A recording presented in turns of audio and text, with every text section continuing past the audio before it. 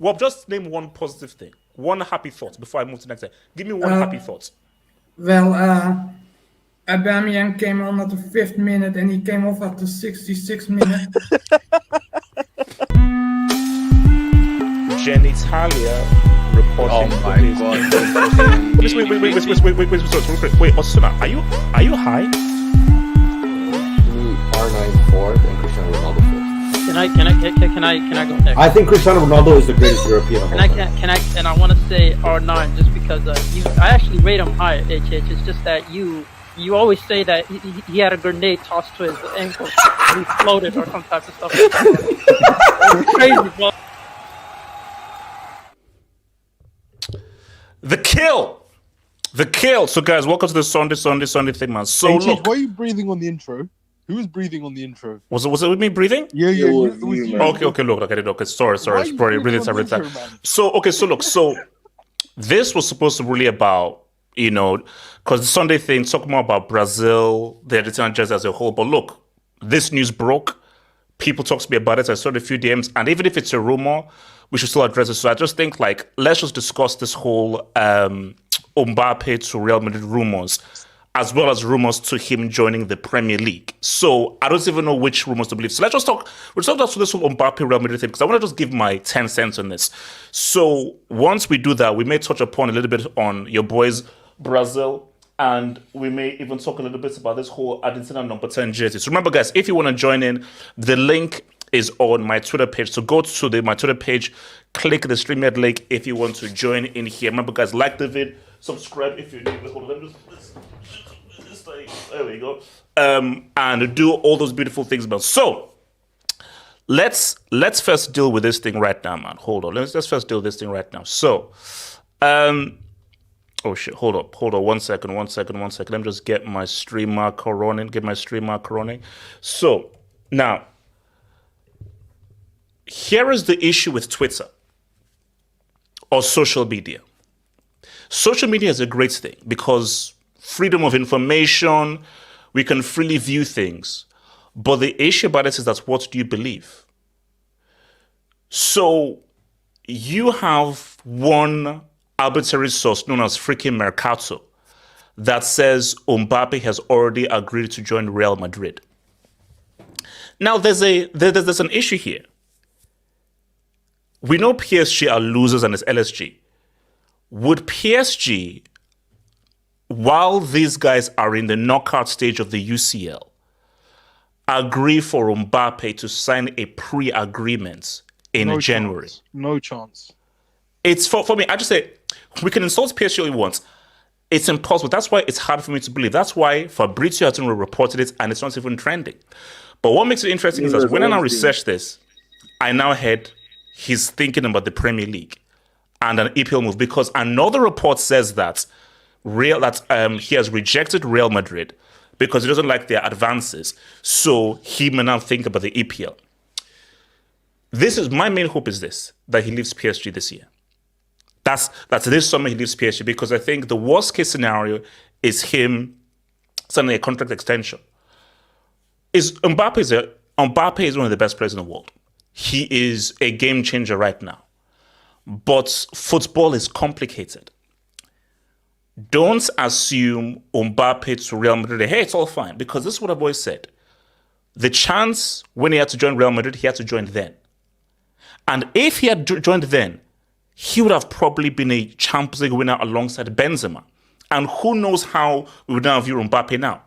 But with Andre coming through, with Bellingham having a crazy, amazing season, with Vini already locked down on that left side, apart from just wanting a Galactico, Real Madrid, they don't need Mbappe.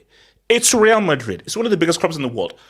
Look, bro, these guys had Kaká, Benzema, Cristiano, all these guys. So there's no such thing as having so many amazing players, too many superstars.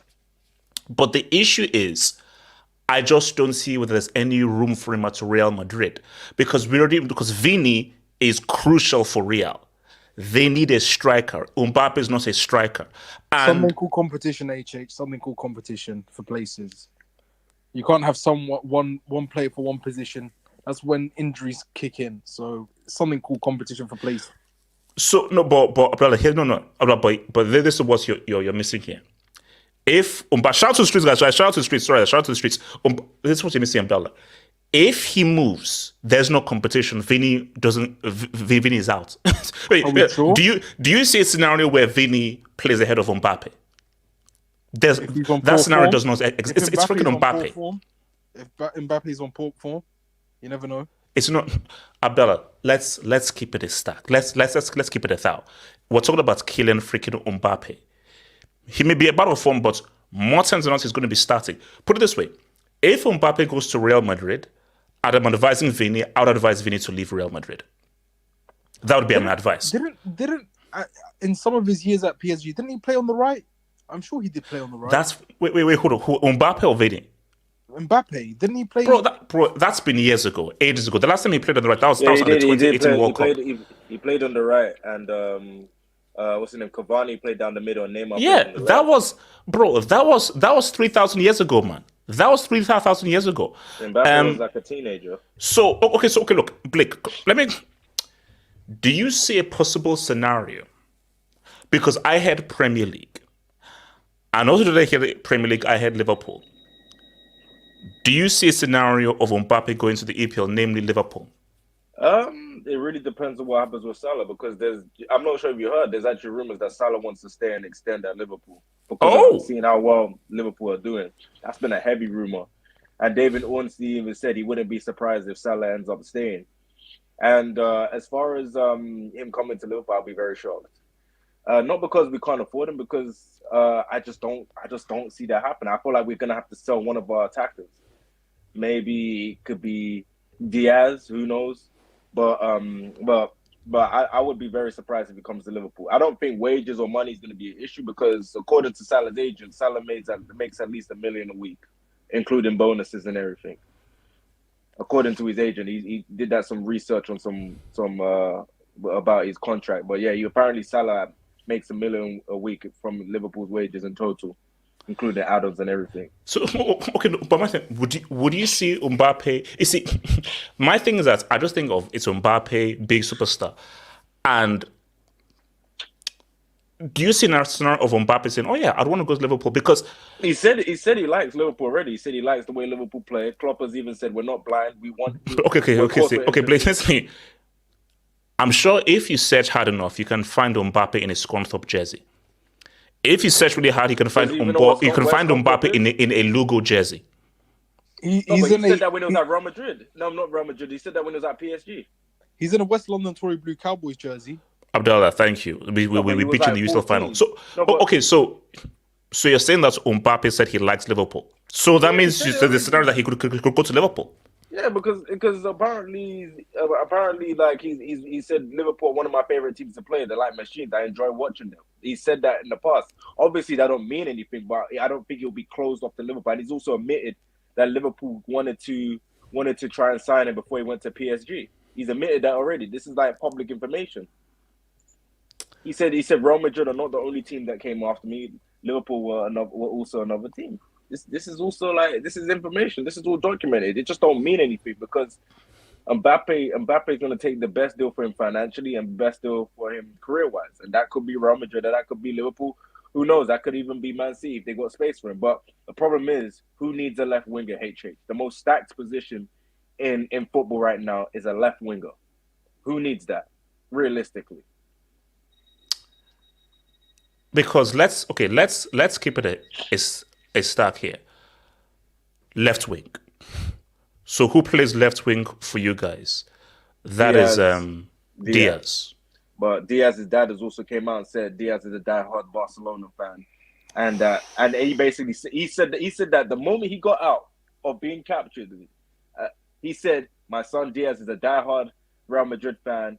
He grew up being a Real Madrid, not Real Madrid, a Barcelona fan, Barcelona fan, and thank you for Liverpool and thank you for the way he worded it. It was like Diaz was saying goodbye." And some people thought that coincided with his form. Well, Blake, you know Barca have no money, bro. They're on the streets begging for change. He can't go anywhere. So that's kind of tricky one with that. No. Because see, my notion was Salah would need to leave in order for Liverpool to get him. But then Salah, it may be a whole money thing because if Salah goes, it frees up all of his huge, massive wages and the amount of salary that he earns from Liverpool. So that frees up funds to now get Mbappe, but it's not really a positional thing because he plays on the right, Mbappe plays on the left. But if he plays on the left, though, it's like now again. Let's keep it. This is the same thing with Vinny, but even more so, Diaz. I love him, quality player. I like his hard character. There's no discussion. I will drive him to the airport. HH. Yeah, I look between Diaz and Mbappe. There's no discussion there. So see, look, I'm just saying from Mbappe's point of view. Here's the selling points for Mbappe and Liverpool. It's the Champions League. Because let's be real, Liverpool and Real Madrid, you choose Real. Like there is no club you reject Real Madrid for. That doesn't happen. Once Real enter the chats, everyone steps off. So Real Madrid are the big daddy in everything. So here's the thing. They have to sell one of the five if we get Mbappe at Liverpool. Because we've got 5 attackers at HH. One has to no. So, look, like this is Mbappe in summer. This is going to be a hot property, man. I mean, look, let me come to Abdullah. What do you think Mbappe does, bro? I can't lie. He's going to stay at PSG. I can't lie. No. Look, let's be real. With the amount of reports coming out, he's leaving. He's not staying at PSG. God forbid. We could do a swap deal. Man. They can have Diaz. We could take Mbappe and give them a bit of cash from the side, man. Look, ladies and gentlemen, how many times are we gonna run this mixtape? Yeah, how many times have we been here before? It's deja vu. Seriously, this is deja vu again and again and again. This is 3rd time lucky or 4th time lucky. Seriously, like he's played us as football fans. As neutral football fans, wait, hold up. Past few years, come on. No. Initially, he stayed due to politics tax. It was politics tax. That's how he was literally about to join. It was politics tax. As you say, HH, did he have a nuke to his head? Did he have a nuke to his head? He did. Did he have a nuke to his head? In a manner of speaking, he did. Okay. No, he didn't. So it was. Bro, let's keep it aside. It was political pressure that pressurized him in staying. Yes. Look, guys, let's keep it real. He doesn't want to stay at PSG. Like, if you ask Mbappe, he doesn't want to stay at PSG. And you can see from his body language, especially in the UCL, he doesn't want to stay. He's just there due to pressure. And here's the thing. Excuses. No. Okay, look, Misby, I know that you're fully against this, but can we just keep it real, like Madrid fans? Are you saying that you no longer want Mbappe? Well, I've given up Mbappe since 2021. I never wanted him in my club since then. No, Misby. If you have a chance, if Mbappe says I want to join and PSG are happy for him to join, you'll still say no. If I had a chance, I said no. I don't want him. I don't want his attitude. I don't want him. I just feel like it's a bad choice. It's a bad decision to bring Mbappe into the club because I feel like every time he's gonna be at the office, I want this. I'm not happy. I can't do this. No, Misby. Let me promise you. No, Misby. Let me promise you this. If it comes to Real Madrid, he won't have that attitude because it's Real Madrid. The guy is a business. He's no longer a player. He's a business now. Let me say. It's so. He's a brat. Yeah, he's a spoiler. No. Okay, sorry. Hold on. Before I come to Blake, no, because my thing here is. That's why I wanted him to join Real Madrid because PSG ruined Neymar. PSG is ruining Mbappe because it's not a professional club and they allow the players to be bigger than the manager. When you come to Real Madrid, that stuff don't fly because Perez makes you know that. Look at what he did to freaking Cristiano. He lets you know that if you come to this club, you are not bigger than anybody in this club. Cristiano never humiliated the club like this, like Mbappe's been doing for over like 6 years. You know, that's what I'm saying. I don't get it by any Madrid fans that keep letting himself getting humiliated by one player. Nobody ever done that. No player ever done that before. You know, like it just I don't get it. I don't understand like why people like licking his ass.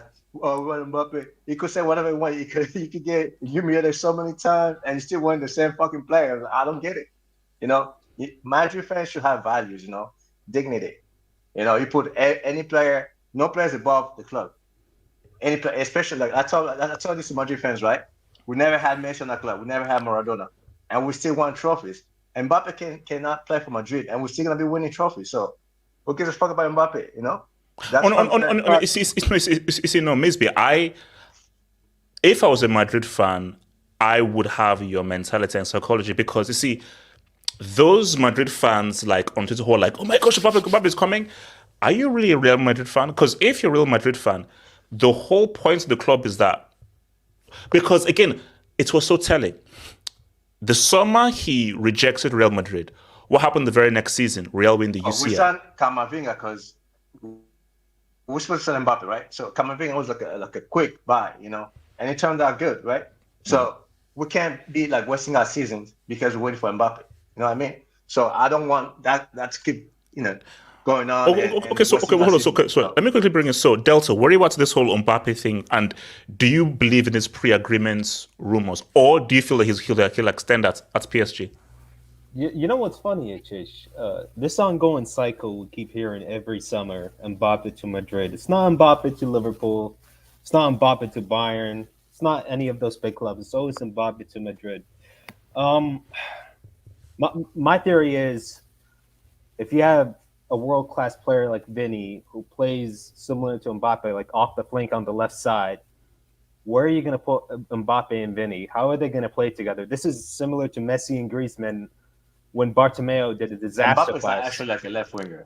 No, Delta. Delta. That's Delta. That's why I made the point that, and it's harsh, but we have to be real here. If Mbappe joins Real Madrid, Vinny doesn't have a starting position. Why do you think they renew Ancelotti's contract? What do you think they renew? Because Ancelotti said it. Vinny stay on the left. Whatever happens, he stays on the left. But again, that is why this Mbappe to Madrid thing is difficult, because Vinny, forget Vinny for Brazil, Vinny for Real Madrid has been proven to be one of the best players in the world on the left. So if I'm Carlo Ancelotti and Mbappe comes, I'll put him as striker. But what do we now know? Mbappe isn't good as a striker. He doesn't like playing striker. He likes playing on the left. Let's see if he comes. It could be like a free run. It could go on the left. It doesn't work. It doesn't work. Look, like Mbappe false nine free run. It doesn't work. Right? Mbappe doesn't stick on the corner. It doesn't go on the corner flag, trying to dribble play. It doesn't do that. He needs a hold up inside. He needs so a hold up striker. Is a pure left winger. Vinny is a pure left winger. That's why Vinny stays on the left. No, Mbappe can. So Delta. So what do you think he stays pre-agreement? What do you think is going through Mbappe's mind now? Okay, here's my theory. He will only stay if we do well in the Champions League. If we get out of the round 16 and against Real Sociedad, then there's no chance he's going to stay. No chance. You look at all these signings were made. I mean, the signings have just been atrocious. But with Mbappe, he's looking at this in the long term.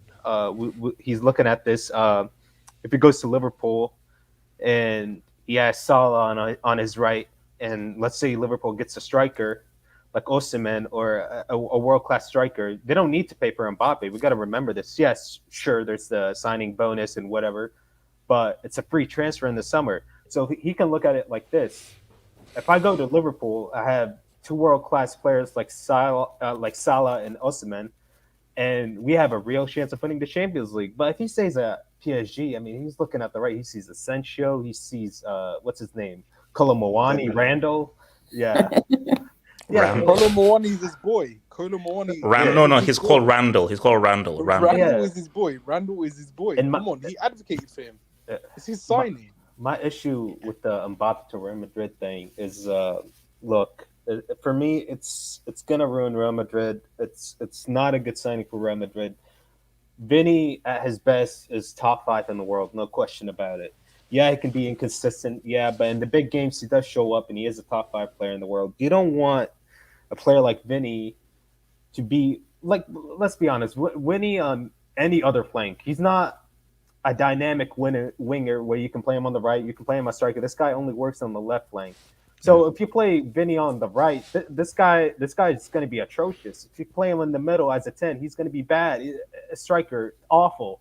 So my thing is, it's the same thing with Mbappe. I mean, if you want to get the best out of Mbappe, you got to play him off the left flank. So for me, Mbappe to Real Madrid only has disaster class income and written all over with. But my thing is with Mbappe to Liverpool, I think that's a great signing for Liverpool. I think that will be a phenomenal signing because Mbappe is still young. He can become a Liverpool legend if you want. He has all the talent in the world to excel in the up-and-coming trophies, whether it's the Premier League, the FA Cup, the Champions League. He can become a Liverpool legend. My thing is, dude, it's there for the taking. I mean... No, see, for me, that's, again, like, Mbappe to Liverpool works. I think because when you just look at the situation of Real Madrid, the situation of Liverpool, them having Klopp, the way that Klopp plays, and how they like to play on the counter and everything, I think and also, and here's the key thing: Mbappe wants that Champions League. Liverpool are more likely to win the UCL with Mbappe than PSG winning the UCL with Mbappe. These are just facts. And they need him, HH. This is my thing. They need Mbappe. They need a goal scorer like Mbappe because who do they have on the left? Diaz is not a goal scorer. Salah, I mean, Salah can score the goals, but I think he's more of a playmaker rather than a goal scorer because you can see Salah's best trait is his passing ability. And also, here's a key thing. Do you know how huge that would be for the Premier League? It would be huge. It would be because let's just be real. The last time the Premier League produced a Ballon d'Or winner was what, 2008? That's a long time. Long time. Last one, Owen. It could have been last. No. Cristiano. Wait, because Cristiano won it at United, so that's what. That was 08, 09. He was. And one more thing, HH. Yes. We know we had this. We know we had this Messi versus Ronaldo, Real Madrid versus Barca. We could be moving on to Mbappe versus Haaland, Man City versus Liverpool. I mean, I'm not saying obviously it's not going to be at the level of Messi and Ronaldo, but this is what the Premier League is all about. The most watched league in the world. They want Mbappe to Liverpool because they can create this duo of a Haaland versus Mbappe and creates what the Premier League is all about right now. It's the Super League. Okay, wait, so hold on. Let me get this quick. So, oh, Lord. Half hope snowball is Mbappe can't leave Paris. PSG has his... Okay. All right. Oh, my days. What's it called? SK, talk to me.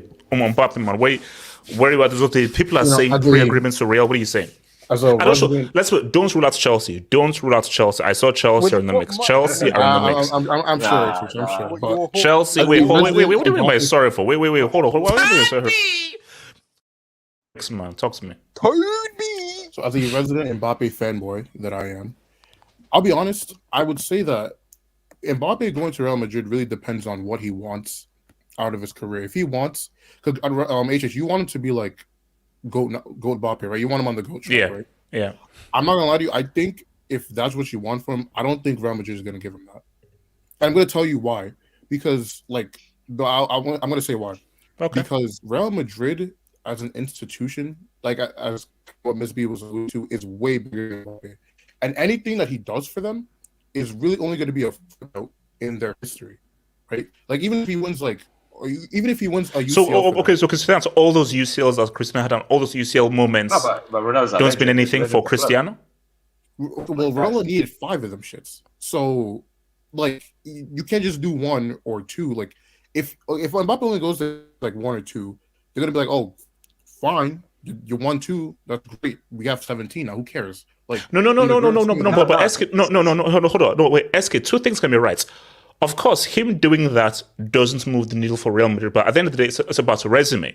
Like when you look at, Iniesta's resume, when you look at Xavi's resume, Messi's resume, these guys are like, I have my UCL moments, I've got my World Cup moments, I've got my Copa America or my Euros moments. So I've got moments in every major cup competition. So that is when you now talk about the GOATs, I not put down your resume. The key thing on the resume is, what did you do in the World Cup? What did you do in your Continental Trophy? What did you do in the UCL? Yeah, I mean, I get what you're saying, Chish, but I do think the context of the team that you do it for does matter, especially if you're just talking about the narrative of the legacy you want to live behind. Okay, but sorry, real quick, I'll give it an SK. Beautifully, you're going to the right spot. SK, if he wins the UCL for PSG, that would be a greater achievement than anything that Messi and Cristiano have done in the UCL.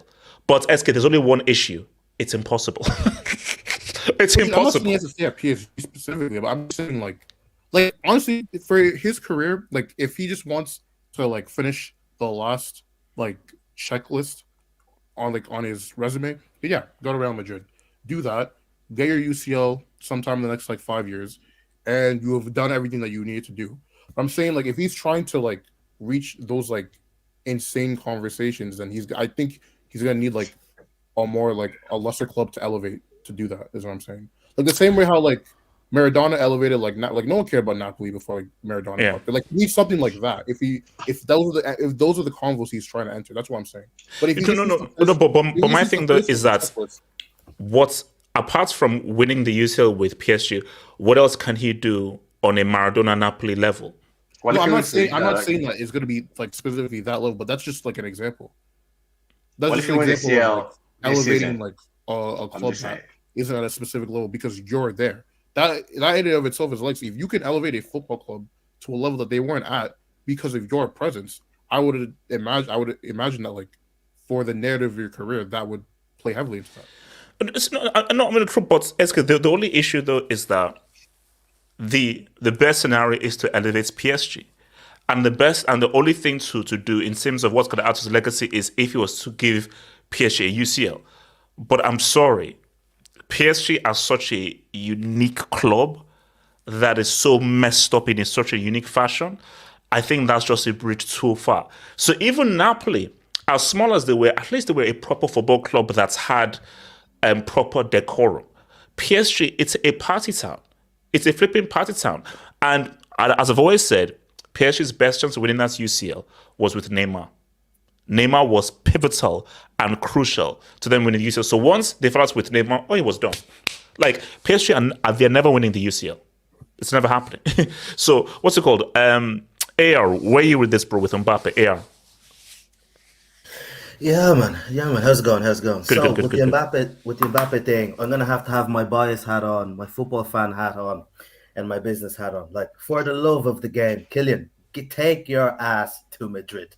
I'm tired of seeing this guy at PSG. I'm tired of having to pay an extra subscription to watch the dead ass French league. Mbappe, take your bloody ass to Madrid or Liverpool. Like, look, uni and the A levels is like night and day. It's two different things. Your friend there, Tyrone, Musa, and Dembele, leave those mandems behind. You need to go get your bachelor's and your master's because that is what like Madrid is at. Do your rites of passage, like all the greats. Now, to put my business hat on, if you've watched that Figo documentary on Netflix, I know Florentino Perez wants this man because look, I've had the chance there to watch Mbappe versus Ireland when they came over here and knocked us out of the Euro qualifiers there. And anytime I've watched this man, like you can just tell he is the it. Like you rarely get that it factor. Like you watch him on the pitch, you're like, this guy's special. Don't get me wrong, I love Vini. He's great, but look, like, so you're telling me you guys have watched the game this season for Madrid or last season and said, damn, this team could do it in Mbappe. Let's be honest. Has nobody watched the game here and said, this team could do it in Mbappe? Nah, come on, you guys are lying. You don't think Mbappe would fit in this Madrid team with Bellingham there cooking up the sauce? Oh, no, wait. Okay, hold. So if he goes to Madrid, so you're saying that he plays on the left, yes? Has to play on the left. He won't play in the middle. So that means Vini is out. That means Vini's out. AR is out. Middle, but like Vini's behaving Vini is gonna sit on the Wait. bench. No, because this is what we have to accept. If Mbappe goes to Real Madrid, you guys are talking. You're not. Wait, hold on. Mbappe goes to Real Madrid. That means him being the superstar he is, you have to play him in his strongest position. His strongest position is wide on the left. If that happens, Vini, you're out. Vini isn't a striker. Vini can't play out wide on the right. So that means Vini's career is just done. Well, What are you talking about? I'm sure, What are you talking about? Vinny has shown that he's been able to adapt and he's grinded since he's been in Madrid. Dude, you can't just. However, sorry. No, however, we're talking about Kylian Mbappe, World Cup winner. We're not talking about Vinny. Mbappe's one pleasant. It's awesome. AR, I have a question for you. Does Real Madrid have a striker to accommodate Mbappe? Do they have a hold-up striker like Benzema or Giroud? Well, they don't need one. I mean, because PSG, of course, they need one. They haven't done well. So, do you know what I mean? So that's the difference there. You're missing my point. I'm not saying we do. That's why Mbappe is struggling in the Champions League. He needs somebody like a Benzema or a Giroud. No, not necessarily. I think look. Madrid will figure it out, but they just need that mercurial marquee signing to take them over the edge. Don't forget, and put it this way. Sorry, before I digress now. Don't forget. Look, Madrid are almost finished this new stadium. We've got a European Super League coming. They need that big guy, and just to take them over the top. Because I don't see. I mean, do they still need that big superstar? If Madrid and Mbappe, it's just for marketing. If they don't have the cherry on top, and Mbappe is the cherry on top. Do you know what I mean? Or he goes to Liverpool and we're all just messed up. Like we're all done. Yeah, I mean, but here's the thing though. Sorry, before I go to Nomad, if he goes to Liverpool, that now makes the title race now a lot more interesting. Yeah. It makes things a lot more. And also, let's keep it a stack. Like, let's be fully real. The Premier League has not had a true bona fide superstar since Cristiano. HH, can you imagine Trent hoofing that ball to Mbappe? Oh no, yes, no, but because the Premier League have not had a superstar since Cristiano. We have to keep it a stack. Like Salah is quality, De Bruyne is his quality, Hazard was that guy, but again, it's in terms of just because the issue with Hazard was we just didn't do it well enough in the UCL. So in terms of a supreme world class superstar who is saying what's up domestically, but specifically in the UCL, they've not had that since Cristiano. Specifically that season the last season that he had. So, sorry, the 07-08 season. So for the EPLs, for the Premier League's marketing, because Premier League, we don't know how big the Premier League is, but let's be real, EPL, you don't have a true superstar. You have quality teams, you have quality players, you have the best managers in the world, some of the best managers, but you don't have a superstar. Like the biggest name right now is Jude Bellingham. And because now people will argue, people will argue Haaland. Haaland is not a superstar. He's better than Kimmich, Samas. He's better than Kimmich. Haaland's not wait, hold on. Let me bring in Nomad. Talk to me, bro. I know you're anti this Mbappe thing, bro. Nomad. Yeah, people should not be surprised, if he extends. He waits all the way till he becomes a free agent in the summer. And then he signs a completely new 6-year contract worth even more with PSG. No, don't. Oh, that's how He's tying everyone along to increase his odds of securing a nice enough contract. He's doing this for himself. He doesn't care about anyone but himself. Yep. That's true. That's why. Because so if he comes to Real Madrid, just a quick question. So then, if re-ups the deal with PSG, is that fair to say that Mbappe? He just doesn't have the attitude for it, doesn't want to be the guy, as in top of the craft, Ballon d'Or level kind of GOAT, or is that it? Like, yeah, no, it has to be like it's the worst possible thing for football. Sorry, no, it would just show that he prioritizes his international football over his club career, and that his club career is just an avenue for him to make money. That is just a profession for him to make as much money as he could in his hometown, in his comfort zone, where he runs the town, he knows everyone. He's the absolute number one in his country. Even the politicians know him. And maybe that's what he wants his club career to be. And maybe he's looking forward to winning another World Cup. We can never say, what goes on in people's minds. But yeah, if he comes to Real Madrid, he has to play on the right, HS. He has to play on the right. He's never gonna play on the right. On No, the but that's right not or the how left? it- No, but that's The not right how or it the left? works. Why When do you got number Mbappe seven? goes, Of course- he gets of course he that's how it plays works. Seven, where he right? wants. That's how Of it course he works. doesn't.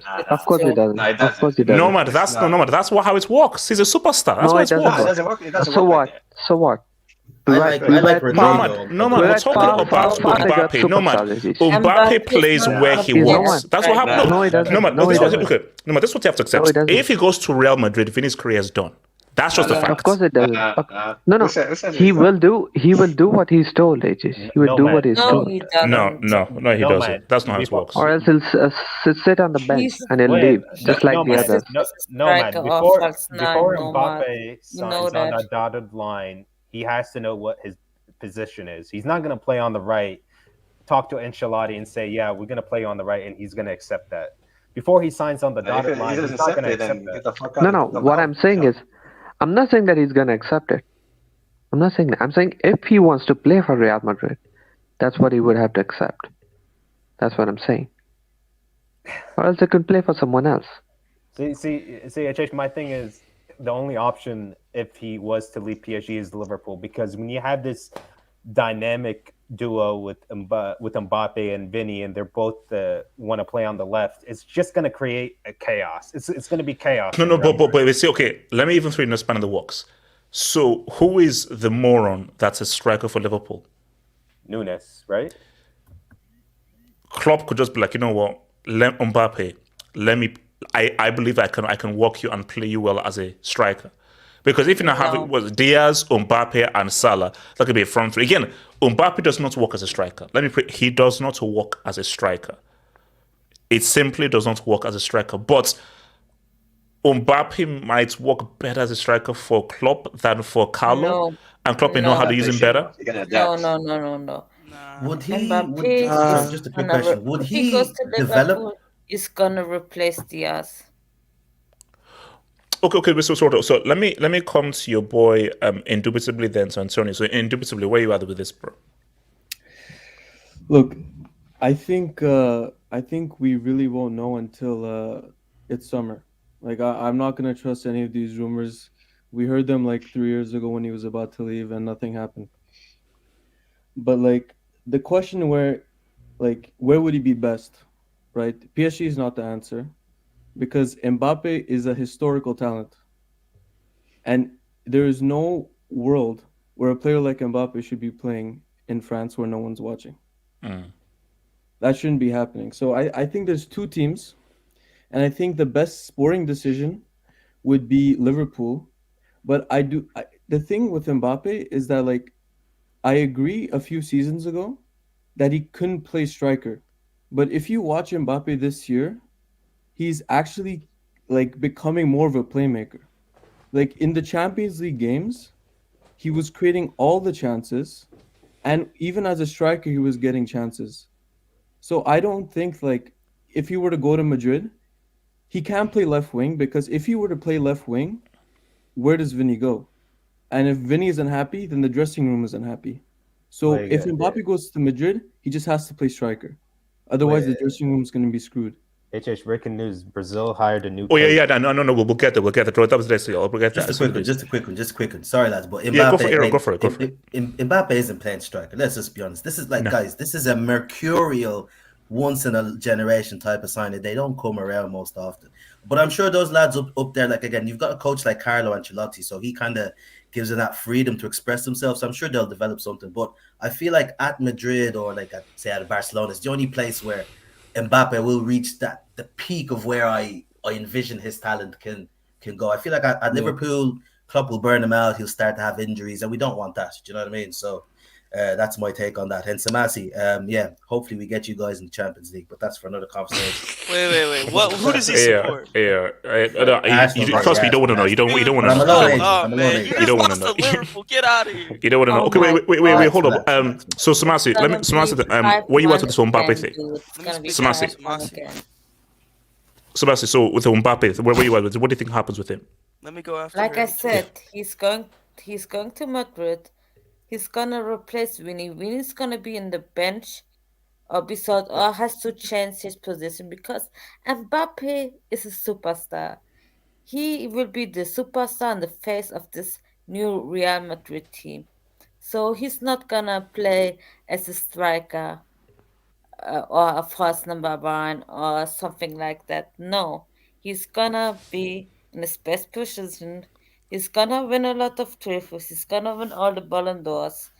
Yeah, and that's gonna be Mbappe's future. If he's not an idiot, I think Liverpool is like has 1% chance. It could happen if Real Madrid change their mind and say no, we don't want him.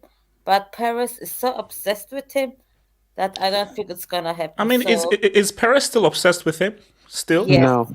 I think Paris Nah, once again because of the definitely marketing. That's it, marketing, because it's gonna bring a lot of money. That's the only reason. Yeah, For Mbappe me, I is see a it. marketing tool. Let's face it, he's the biggest face in football right Luxury now. signing. So it's gonna be good for La Liga, and it's gonna be good for Real Madrid. So nobody here thinks. Sorry, just a quick one. Nobody here thinks an Mbappe with Bellingham, Rodrigo, who's actually my favorite player at the moment, and like still with a Cruz who just seems to be aging like a fine wine. You guys don't think this thing can do I bits? like how you didn't mention. No. Vinny. Okay, not a but yeah, striker. He's not a striker. Wait, hold up. Yeah, Yeah. make it work. You didn't mention Vinny. So Vinny isn't in this. No, No, Vinny's my player. no. Listen. I love Vinny. It's number However, seven. It's number sometimes this seven. whole I'm just telling you. this whole complaining thing. Like I watched the game last week, midweek there, where he's just complaining with the fouls. I just don't need for that. Just bring me an Mbappe, a quiet guy, dribble past 1-2 Mbappe execution. isn't very quiet. Quiet guy. What are you talking about? No, I mean, This guy's a clown. look, it's no, but I just still feel that. Oh man. He's so quiet that he doesn't even track back. No. He's so But I quiet. just think, like Vinny, he's done so much for Real that I just don't. I don't see Carlo being happy in allowing Vinny's career like that to put him in that situation where Mbappe comes in there. Like competition is good, but I just feel like if Mbappe comes in, Vinny doesn't get any game time. He just People forget that Vinny is also Papa Perez's boy. Vinny is also Perez's boy. Everybody. People forget that. Because PSG one of them too. Yeah, PSG. So hold on. So wait, let me come. So Antonio. Here's what I think, HH. He is Samasi. I think this.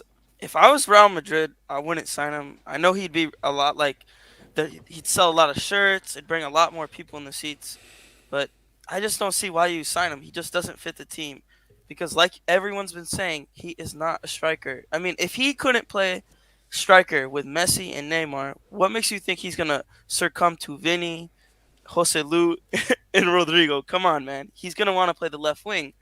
But Vinny's proven himself. Vinny has been insane for Real Madrid. I don't see why they would need to replace him when he's still so good, and he is like 2 years younger than Mbappe. But also, I'm not saying he's better than Mbappe. I think Mbappe is better, but he could age better because he's a little bit more technical, whereas Mbappe relies more on his pace. Mbappe's a good player, don't get me wrong. If I was Mbappe, I just wouldn't. I think Real Madrid is out of the picture because I just think it's just not going to fit. I mean, they'd be insanely good. Okay, so what should he do then? Striker, but he's not going to. The thing is, HH, you keep acting like, oh, he's going to come into the team and just take Vinny out. Okay. I don't If think so. Madrid isn't there, okay, what should he do? If it's Madrid is not an option, then what would you advise him to do? Madrid or Mbappe? No, Mbappe. If I was Mbappe, okay, well, Barca, they're broke. Can't go there. The hell? He's got to go to the Prem. He's got to go to the Prem, man. I think it's so what? Chelsea. Oh, come on, bro. You said Premier League. Wait, hold up. You said Premier League. I said maybe like Liverpool, maybe. I mean, I would definitely hate this, but I could see him going to City because he's already at an oil Oh club. my God. No. He's already at an oil team, man. What makes you think he would already at PSG? Doesn't no? It's like I don't see. No, he's not a Pep kind of a player. It wouldn't work. It wouldn't work. With the ego guy. Hey, Haaland's not a Pep player, but look what he's done. All I'm saying No, is that's different because he needed a pure finisher. Whatever's the reason. It doesn't matter. It's either Premier League for me, or he's gonna stay at PSG, which I think is the most likely outcome. What? He's gonna probably yes. Why do you act like Wait. Why? Okay. Why the hell would he stay at PSG? Let me explain to you, because I think He's Nomad a even move. mentioned it. He's He's gonna a run his move. contract out. He's gonna be like, he's gonna basically have PSG on strings, and they're gonna be like, we're gonna give you even more of the club, and then he gets to he's to control all of the team. And guess what? He's gonna win them. There's also the narrative that we're not like thinking about, which is yes, it's also comfortability and it's an easy league, but also I do think he wants to win the Champions League with PSG, be successful with them, because if he wins the Champions League with PSG, it would be insane. Even though they've spent $1 billion and stuff, okay. and it's impossible. for him Antonio, it would be insane since he's from Paris. It's not happening. You can't win a I Champions agree with with PSG. you. I'm just saying what Mbappe probably is thinking, and that's just probably what I think is going to happen. You think it's crazy, but he probably wants to be the top goal scorer in France. You know, he's the French superstar right now. Antonio, I'm just telling you, HH. This is what if he really wanted to go to Real Madrid, why isn't he already there? Bro, And if I'm Real Madrid, hold on, I'm a Barcelona fan, so I don't like him, but I'm a realist football fan. If I was Real Madrid, I'd say we're not going to keep bending over for you, which they haven't. You're going to either come now or we're done. They're done. And they've proven over and over that they don't need him. They literally, the year that he was, flirting with to come, they won the Champions League. And then the next year, we're in the semifinals. They don't need Mbappe to win trophies. That's the thing. He needs them to win the big trophies and to have a good club career. Because I'm telling you, it just seems like he's going to stay at PSG, and it's like, I'm getting that money. Hey, I'm in France. Hold on. Sorry.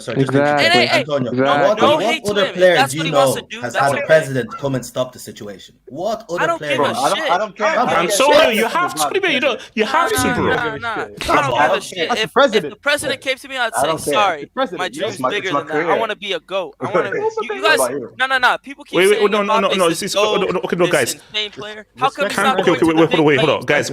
We have to accept this, guys. We have to accept this.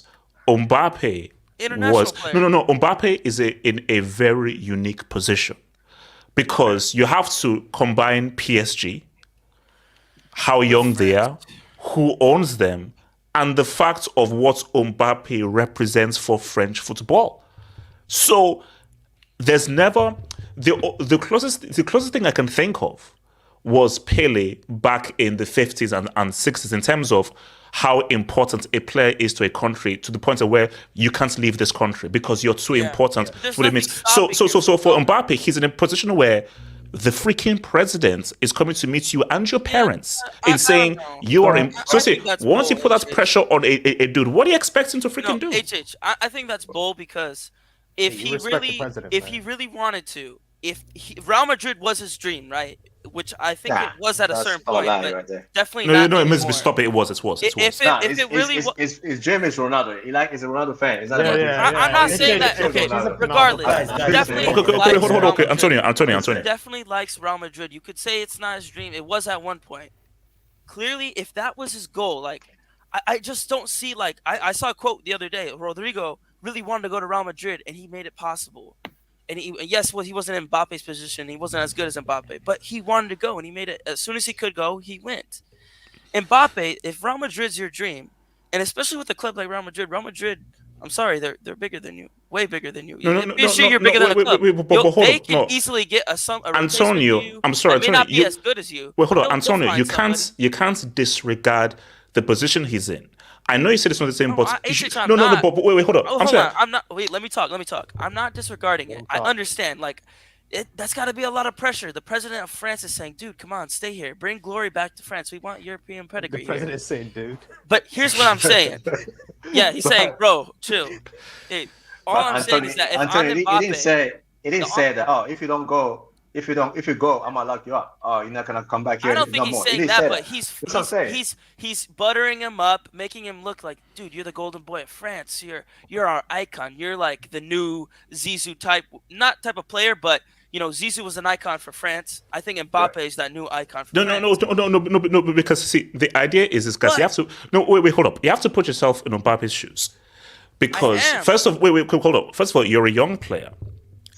And he's not that because hold up. Here's the thing, because he's because you have to understand, it's tempting It is. Imagine if I am the guy that leads my hometown club to their first UCL. I'm sorry, that is ridiculously tempting. It's not just that. That's all reason. It's not gonna happen, dude. It's not just that. What we also aren't thinking about, and this is what I thought about, and I understand his point of view, even though I think it's dumb. France, I don't think a French team has won the Champions League or Marseille. It's the 80s or 90s. No, 90s, 93.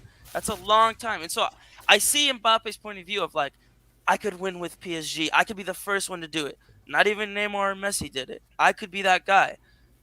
It's my team. It's my hometown club. But I just don't see it. I just don't see it ever working out. I also I think he'll re-sign with PSG because it's comfortable.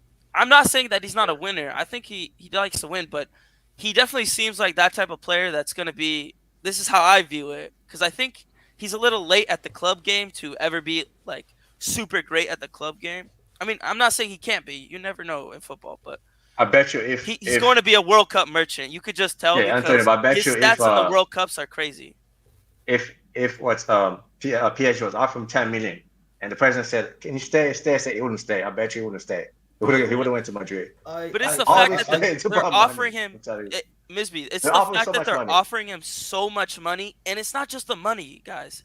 Real Madrid offered him a lot of money the last deal. They just didn't offer them as much as PSG. What it was the power. It was the fact that you're our guy, and guess what? This is your club. Because we're a crap club that has no ambition.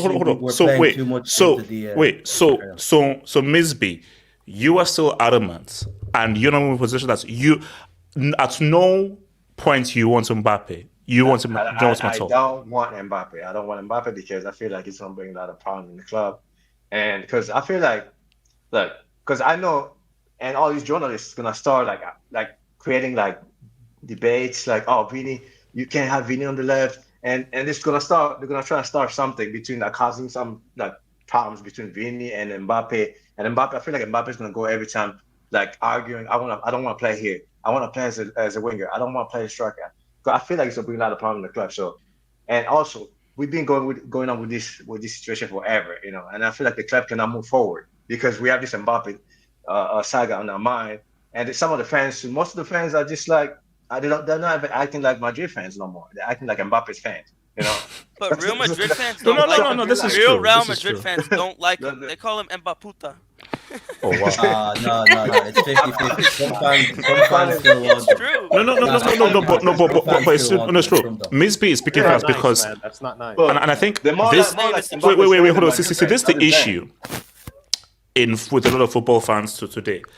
Whether it's Messi fanboys, the Ronaldo fanboys, where guys are just fans of players specifically. But the issue though is that, because see, in my view, this is my thing. If I'm Real Madrid, move on.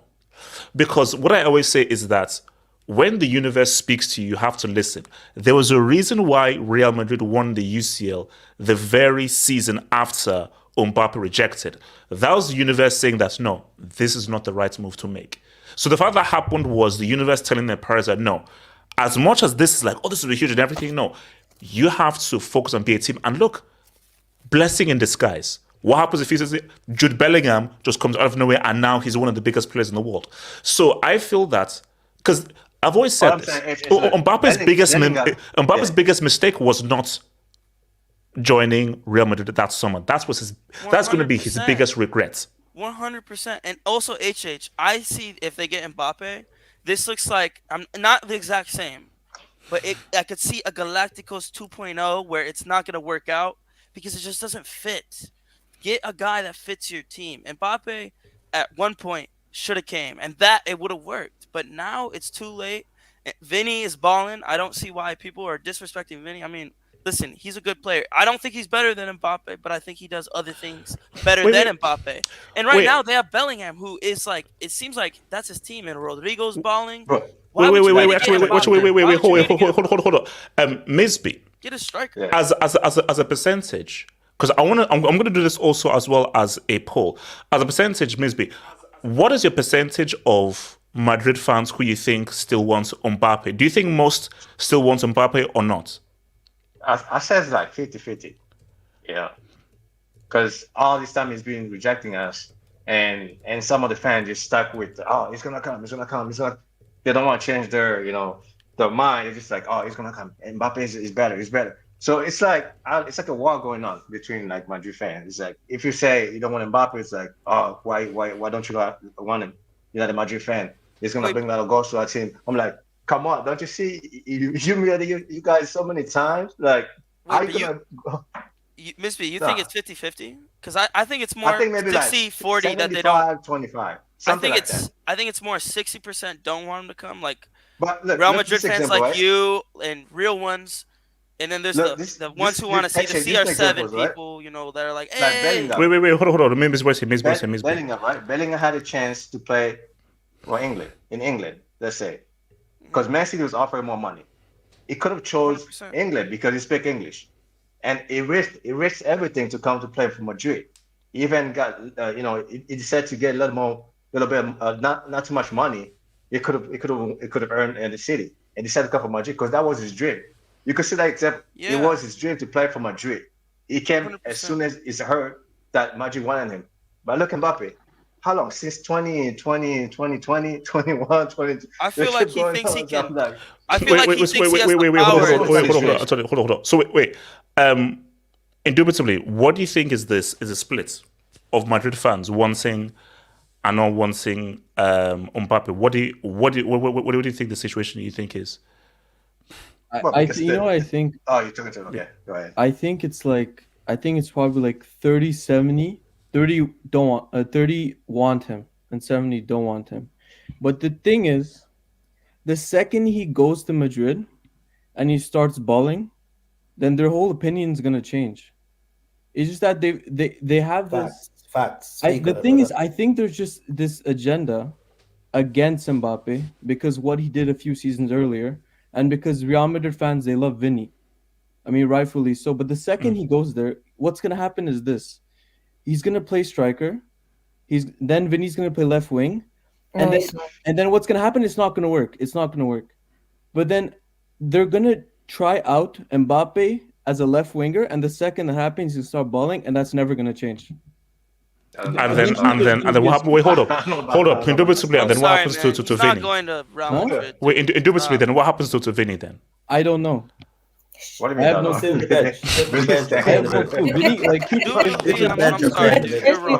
told you the bench. It's not going to happen. Wait, hold up. Nomad. So from your point of view, what do you think the split is for Madrid fans of who wants him and don't want him? What do you think it is the split? I think most Madrid fans are happy with, Vinny plus Rodrigo plus Brahim Diaz who can play on the left.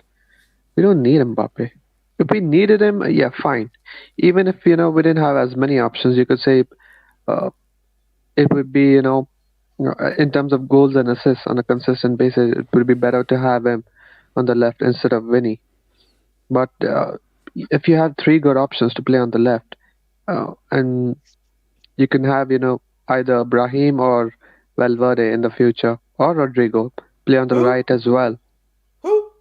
Brahim over Mbappe? Come on, man. On the right. Bro, it's not that AR, he's not saying that Brahim's better. He's saying Brahim's as an option. And we don't need Mbappe.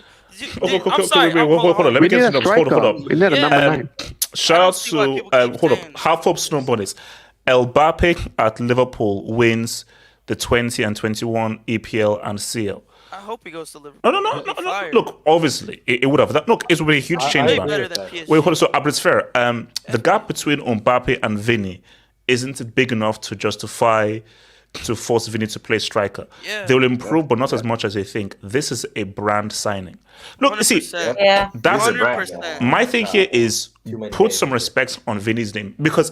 Guys, you have to understand that. You have to understand how football works. Yes, Mbappe is the bigger star. He's done more and everything. But it's all about what works and what fits. Vinny, for several years, with that team and that setup, it has worked well and it has operated very well. Now, Vinny has been a little bit out of form because he's not been used to playing without Benzema. But at the end of the day, Vinny has so much credit in the bank with the Real Madrid. It would not make any sense to be like, okay, Vinny, go away. No. Because he's done so much for Real and he works well with the team and he has good chemistry with his set of players.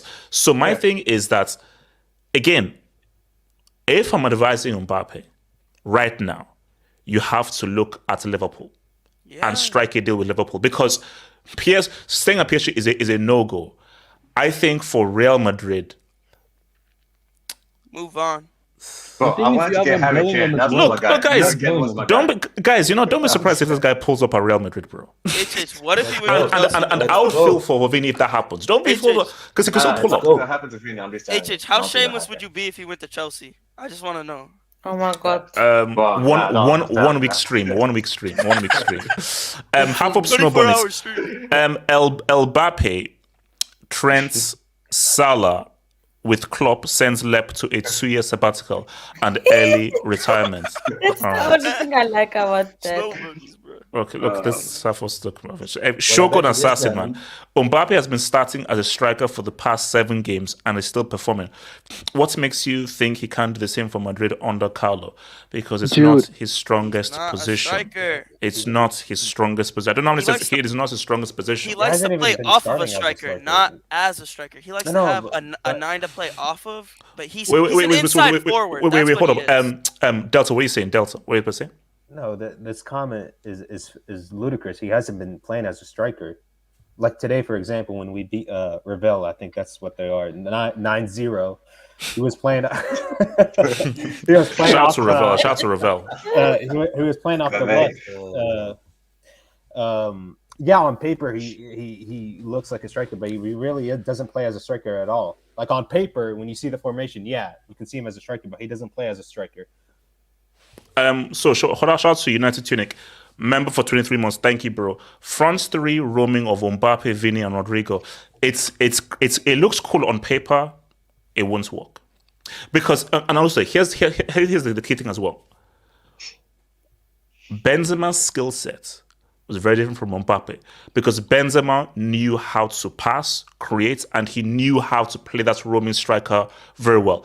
The way Benzema played that position, Mbappe can play it as well as Benzema. His perfect player was Harry Kane. That's all we needed. That's it. Yeah. Harry Kane would be Kane would have been great for Real Madrid. That would have been great. He's playing for us. That would be great. Okay, so shout out to the hitman. Antonio does not understand Mbappe and thinks he's lazy or will settle for mediocrity. We get it, dude. You don't like this generation. No, I like him. Dude, I have an Mbappe jersey. I like him. I actually like Mbappe. I'm just saying I think he looks at I think he wants to win the Champions League. I just think he wants to be in France. He's a little comfortable there. I'm not saying I don't like him. I think he is a winner. I think he is not a lazy player, but let's keep it a buck, man. If he really wants to be the best of the best, being at PSG is not possible. In my opinion, how I look at Mbappe, I think he's just going to be an international merchant, which is not a bad thing. Hey, playing for your country, that's the biggest thing you can do. And winning the World Cup, which he already has done, winning a Euros, that's insane. But let's keep it a buck, man. With his talent, he should be doing way better in the club game. All right. Eiffel Discovery. PSG win the UCL after he leaves Mbappe career. This year? No. He says after this. No. If the season Mbappe leaves, PSG win the UCL. Lord only does. Sure. Dach member for 9 months. Thank you, bro. Madrid don't need Mbappe. He has too much of an ego. That ego has to come down. See if it comes. Is that what we do? Okay, so guys, so we have some breaking news here. So shout out to your boys, shout out to your boy Fab, man. So I'm going to come to you first, Miss B with this. So I don't know who this dude is, but shout out to whoever this dude is. So Dorival Junior signs in as new Brazil head coach on a contract valid until the 2026 World Cup. Despite Sao Paulo proposal to sign a new deal, he decided to accept the Seleção job. So, Miss B, Brazil in 2024, are they washed? Are they finished? And and how do you view Brazilian football? Something that we grew up loving so much. I don't recognize Brazil. Brazil is my favorite second national team after my country, of course. But I don't recognize this. I don't recognize this Brazil at all because Vini hasn't been showing up in Brazil. You got guys like Rafinha, you got Richarlison, all those mid players pretty much. They're like the Vinicius in Madrid and Brazil is totally different. I don't know because the type of player he plays with. Oh, it's everything in Brazil. But let me ask you that. So why is Vini for Brazil and Real so different? Because we know how good he can be, but why has he just never shown up for Brazil? Misby, hold on. You could say the same thing with Marcelo, by the way. Just throwing it out there. Same thing with Marcelo. No. Vini has underperformed a lot to a much more of a greater extent, I believe. Everyone has. But I feel like this is the way they play. And the type of player they have, they don't have a lot of players with like a lot of good qualities. Like the talent isn't there. So you got like mid-tier players, and that's why it doesn't work. Like Brazil, we're not Brazil for talent. Talented players and stuff like that. So you need those type of players for Brazil to kind of function. So for me, I don't know about this coach, right? So I haven't heard of him before. So I don't know what he's gonna bring in the table for this national team. So I want to see what kind of players he's gonna select. So if he selects like the same type of players, I don't know. Maybe he can find a way to make them work, or it's gonna just bring a different type of players and who have more talents. Like you're talking about like Young Koto of Girona, players like that. Maybe trying to fit them in the team. Trying to make them have like a good system for all of them to play, to start playing like the Brazil we know. So it's because see, my thing is this, and I mean anyone could. I feel that the issue with Brazil is not necessarily the manager or the coach; it's because of the talent. So going off what Misby just said, I disagree. Like Ronaldo fed off of Romario, who fed off Bebeto, who fed off like a Diniz, who fed off of a Rivaldo. So they had quality guys around them. Vini looks up, he sees who? Martinelli, Richarlison, Anthony, Bruno G. I think Bruno G. So my thing though is that yes, Vini can put out a lot better, but when you are playing next to Modric, Kroos, specifically Benzema, because remember, the key thing for Real Madrid was Vini's understanding with Benzema and how it's feeding off of him. It is a huge drop-off to go from playing with Benzema to now playing with Richarlison. That is a massive drop-off.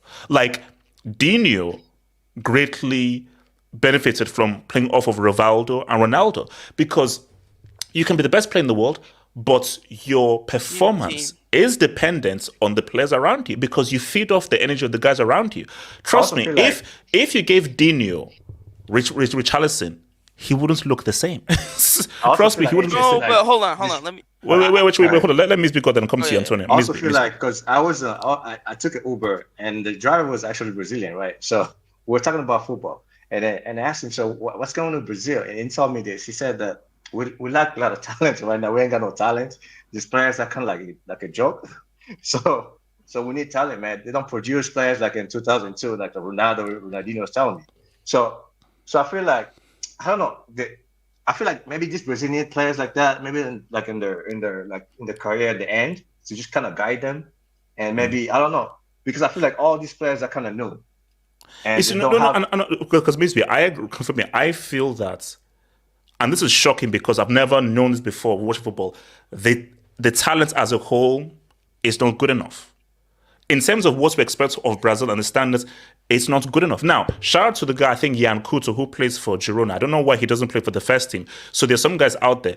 But the issue is that Brazil talent just in there. So, Antonio, sorry, what are you saying, Antonio? Talk to me. So, I agree that, like, compared to the past Brazil teams, the talent isn't even comparable. But to say that they're not talented, I mean, compared to other countries, they're still, like, top 5. In my opinion, the biggest problem with Brazil that I see, because I watch a lot of like the international games with South America, particularly because my country Peru plays there, and I think with Brazil they've had a lack of I would say good managers. Tite was decent. I mean, I just think when he won Copa America, it was a very weak Copa, and I feel like when he plays a really good team, he was horrible with subs and in-game management. And I think another thing I've noticed with Brazil is they keep trying to do this I don't know if it's a 4-2-3-1 or if it's a 4-3-3 like attack with like a 10 in the midfield. I just think in the modern game that just doesn't work. And this is what I'm getting into. Brazil's midfield is utterly horrible when I compare it to the best nations. You look at England, you look at Argentina, you look at France, even Spain. I mean, and there's a couple other countries I'm probably forgetting. Their midfields trump Brazil so much. And with Brazil, when I watch them play, it's the attacking talent just doing a whole bunch of different things from each other. They're not cohesive. They're not a team. When you watch Argentina, that's a team. They have an idea. They have an identity. When Messi's not there, they might not be as good, but they have that identity. Brazil, they don't have an identity. They're just all over the place. And a reason why Vini and Rodrigo haven't been as good in the Brazilian national team, whether you can say it's because, they're not as talented as players before, regardless, they're not been put in the best scenario, in my opinion. And especially the last couple months. I mean, I don't know anything about this coach they got. Hopefully he's good. But the fact that they were waiting for Ancelotti, who I think if he went there anyway, it would have been horrible. No, it wouldn't have worked, no. Why were they doing this? Why are you waiting for somebody? And this is another thing in Brazil that I've noticed. Your guys are way too arrogant. You are the greatest national team of all time, yes. But it's been 20 years since you've won the World Cup. You have been out in the quarterfinals, I think, in the last 5 of them. This is not good enough. You guys are not good enough. And the players need to lower not their expectations, their ego. All right, so hold on. Let me bring it indubitably. So indubitably, what do you think the issue is with Brazil? With Brazil, honestly, I think because look, I'm pretty young. I'm like early 20s. I've never seen Brazil actually perform at a World Cup. Oh, that's crazy. That's actually crazy. Wait, hold up. So indubitably, what was your first World Cup? 2010. Me too. That's crazy. Like, I've never seen Brazil. Like that's crazy. That's a whole different perspective. Yeah, that's crazy. Because you've seen R9, you've seen like Romario. No. But listen to it. No, my first World Cup was 1994. Yeah. That was my first was in 1994. So and also it was, I would say 2010 was, I told you, my very first football hot video was when Dunga didn't pick Diniz for the 2010 World Cup. So that was the beginning of the end. Was when Dunga didn't pick him, and then he went with that crap pragmatic approach. But that's a crazy perspective. Sorry, continue. Hold on, continue. Indubitably. I think the first game I've ever seen in my life was the Brazil-Netherlands game, actually. Damn. I think that's because like I think like at the time Kaká was big, and like my brother was big on Kaká, and I think like they collapsed. No, Brazil like full on collapsed against Netherlands. Anyway, okay, yeah. So I think like these past 2 World Cups, Brazil has had a team that was able to win the World Cup, in my opinion. In 2018, that was a solid team, 100%. And then 2022, I think the manager just made stupid decisions. I mean, like, you're playing a World Cup quarterfinal against Croatia, and the midfield you select, only 2 midfielders, Paqueta and Casemiro. Like, how stupid. And then he takes out Vini.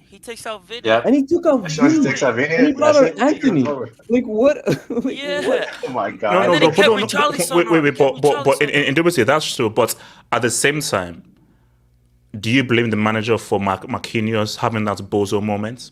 Yeah, yes, 100%. Because, like, he brought on Fred. And if you look at the goal back, it is Fred who commits. And Fred's supposed to be defending, and since he commits, there's a whole gap in the midfield, and then they're able to attack. If Tite actually, whatever his name is, if he actually like told the team just sit back and relax, and like play like Croatia did for the past 110 minutes, they would have won that game, bro. I think they just need a solid manager who has common sense, honestly, bro. Because they lost that game because they didn't have common sense.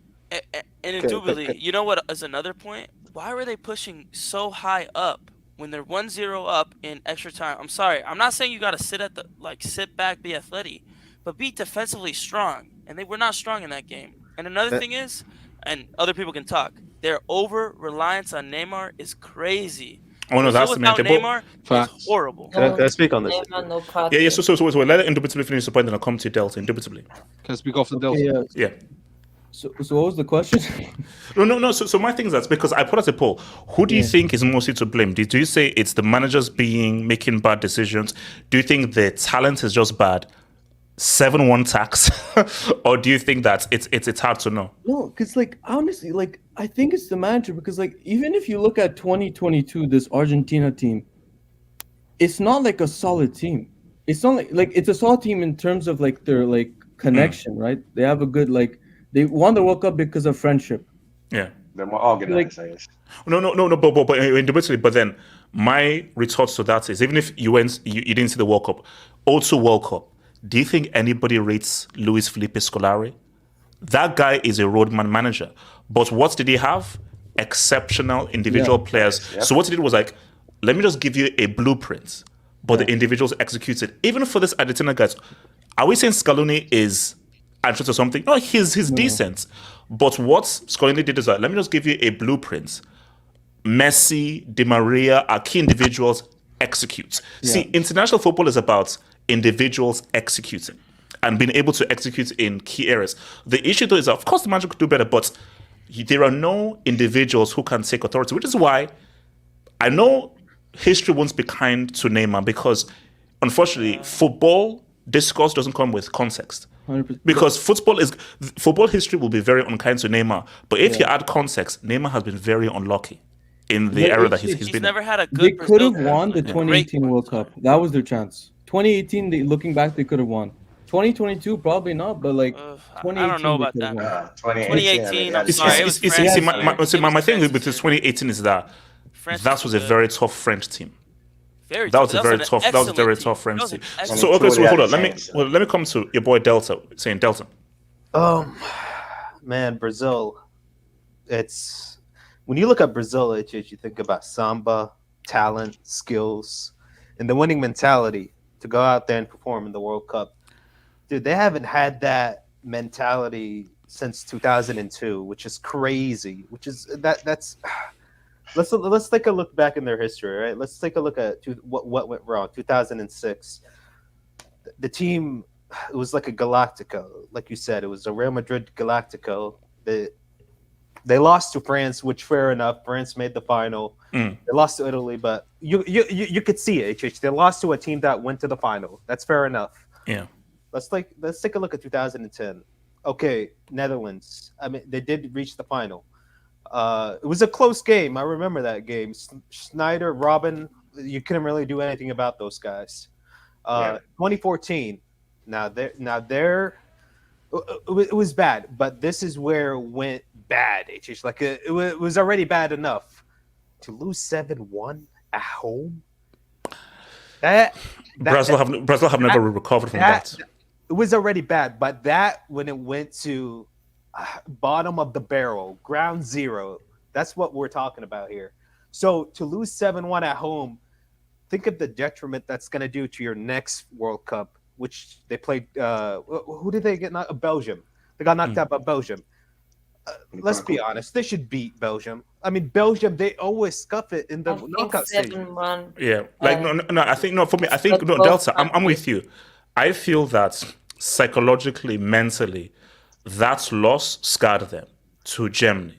So I think because and they've never been able to fully recover from that, because it is one of the most infamous sporting results before. Because it's true. Let's be real. Yeah, they're talented. Brazil should be beating Belgium. Exactly. Brazil should be beating Belgium. Wait, hold on.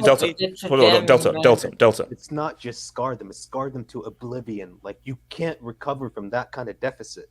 Like when you go back to 2018, that World Cup, they had plenty of chances, plenty of chances to put Belgium away, and they scuffed it. Let's take a look at the next World Cup, which is the most recent one, 2022 World Cup. They should beat again. This is another team they should be beating. We were talking about Belgium. They should be beating Belgium. This is an even easier test, because this isn't a 2018 Croatia. Belgium from 2018, okay, fair enough. They were still a strong team, but they should beat them. This is a very, very average Croatia side that lost to Argentina 3-0. Also, do you know what's crazy? I think someone fact-checked this, but this is crazy. And I believe it's right. Brazil have not beaten a European team in a World Cup knockout since the 2002 final. Yes, I was going to say that, HH. That's true. Really? They and keep you know what's getting funny? knocked out by Europeans. And you know what's funny, HH? When we were talking about the Croatia, I mean not the Croatia, the Belgium side that they lost to in 2018, we were talking about how many chances they were missing. Again, in that same game against Croatia, they missed so many opportunities that they had to go to extra time, and they finally scored with Neymar. Brilliant from Neymar. I mean, you can't say anything other than brilliant. That was individual quality from Neymar. But again, Marquinhos, this is the same mentality that you can't go to a World Cup final with Marquinhos. Marquinhos did that. He doesn't have that championship quality. This guy literally does this every year in the Champions League. Like, he always lets us down. How do you expect this guy to be in the World Cup stages where pressure is on, and we know pressure makes diamonds, to have this kind of defender leading? I think, was he, correct me if I'm wrong, panel, but was he not the captain, or was it Neymar, the captain? No, Thiago Silva was the captain. Thiago Silva was the captain. Okay, yeah, they always switch captains. So, but my point here, they should have finished Croatia way before extra time. And then when they hit the penalties, I was like, oh boy. Oh, but just see, Delta, here's my thing. I feel, now, people may disagree, but I feel that every country, especially in international football, you have to keep with what your identity is about. Yeah. The identity of Brazil are those 2 or 3 individual game changers and a functional midfield. Brazil have never been known to have like a high quality midfield. It's just functional. Are we saying Dunga is an all-timer? Gilberto Silva, Kleberson? These are World Cup winners. So my thing is that Brazil has just had a functional midfield, but the key thing is that there are 2-3 game changers in offense and dynamic fullbacks. Dynamic fullbacks, tough defenders, a functional midfield, and those 2-3 game changers in attack. And all those elements they don't have. And one more thing. Fullbacks suck. No, one more thing. What was I going to say? Oh, yeah. When Brazil went 1-0 up, and I think some guy brought it up that they were playing high press after they're going 1-0 up. I'm like, what? Okay, what kind of team, when you're going to extra time, and when did Neymar score? Was it the second half of extra time? Or was it the first half? It was the first half of extra time. Okay. Yeah. He scored in the first half of extra time. Why are you? Wait, Delta. I think I think that's just your mic is going a bit crazy. Okay, is it better now? Yeah. Okay, my bad. But why, when Neymar scored in that first half, I think they went immediately in that second half. Why were you guys playing the high line, and why bring on Fred? I think it was Fred who actually gave the ball away. I think somebody else also said it. He gave the ball away to Yeah. And Marquinhos, being the clown that he is, it deflected off of him, and Alisson could do nothing about it. Alisson, as quality as a keeper he is, couldn't do anything about that goal. So this is all on Brazil, man. And people can say whatever they want. They can blame Neymar. They can blame. Don't blame the players. This is way beyond the players. This goes with the tactics. This goes with the coaches. This goes with the FA. This goes with the federation. Everything is a mess, way beyond the players. Neymar could pretty much do everything that he could. He got the goal. Like, it goes way beyond just Neymar. Okay, so hold on. Let me come to Abdallah. Where were you at with this, Abdallah? I think the beginning of the end for Brazil as a footballing nation, or the decline of it, let's say, was probably 2014. Your best chance, home soil tax, as you would say, was 2014. How do you struggle against a declining Netherlands with a pensioner in charge? Wait, hold on, wait. I say in 2014 or 2010? Yeah. 2014. They didn't. I generally believe that was their best chance. No, they played with them being on home soil. But they didn't play Netherlands in 2014. No, they didn't play Netherlands in 2014. That was 2010, dude. Okay, then my bad. I mean, Brazil played Netherlands in the third place game. Brick. Yeah, it was like a third place game. So wait, hold up. Are you referring to the game they lost to the Netherlands or to Germany? I mean the Netherlands game in terms of third place. Like, what does that matter? No, hey, cut the brick, man. Cut that brick. Finish top 3.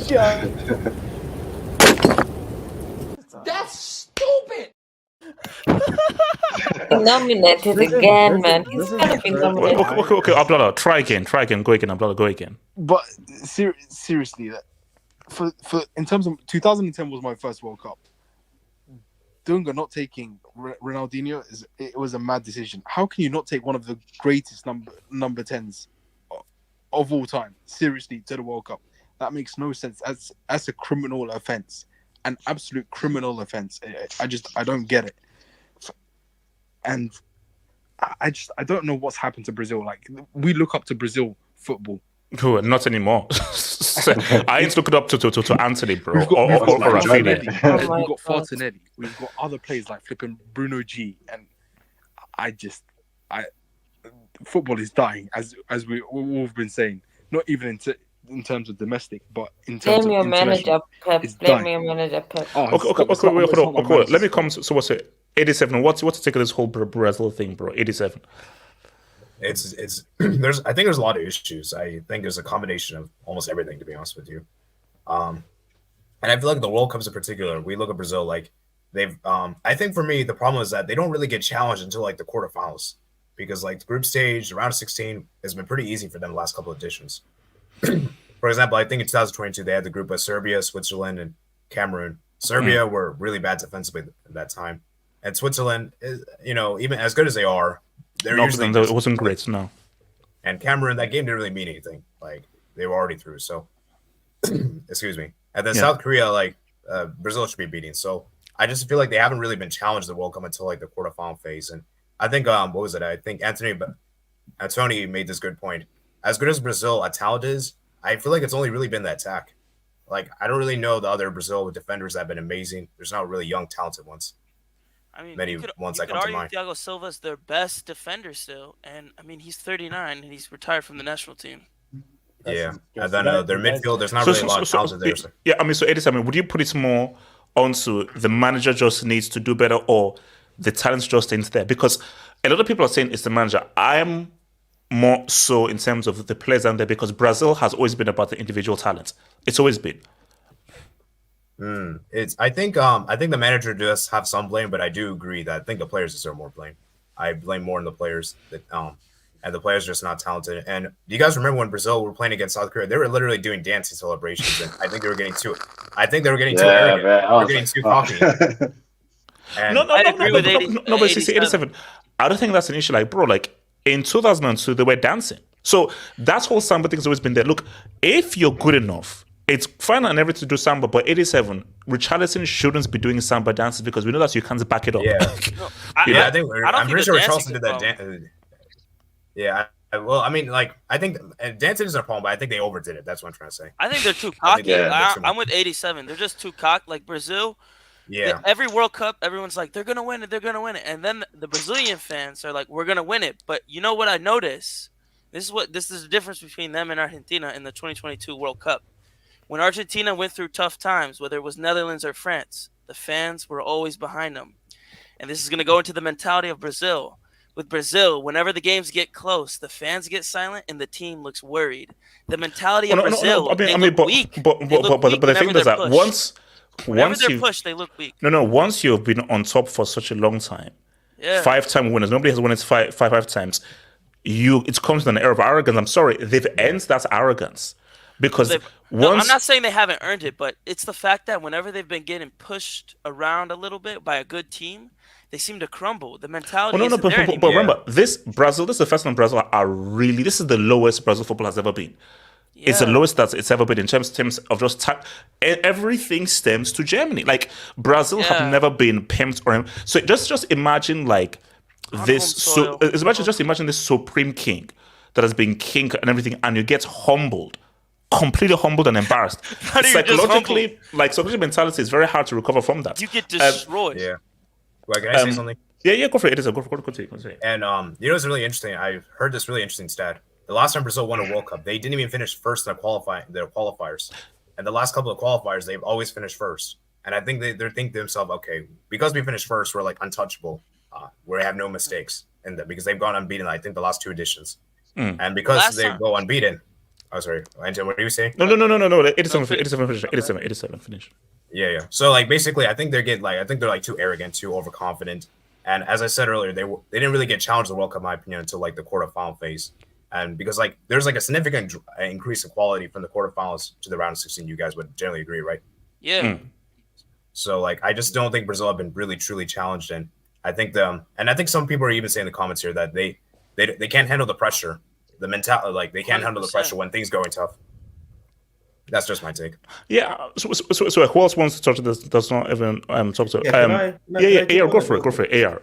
Yeah, just to make a point, because obviously, me being Angolan, I speak Portuguese, and I'm in touch with the Brazilian community. My barber's Brazilian, but there seems to be a consensus among them that it's gone downhill from Dunga.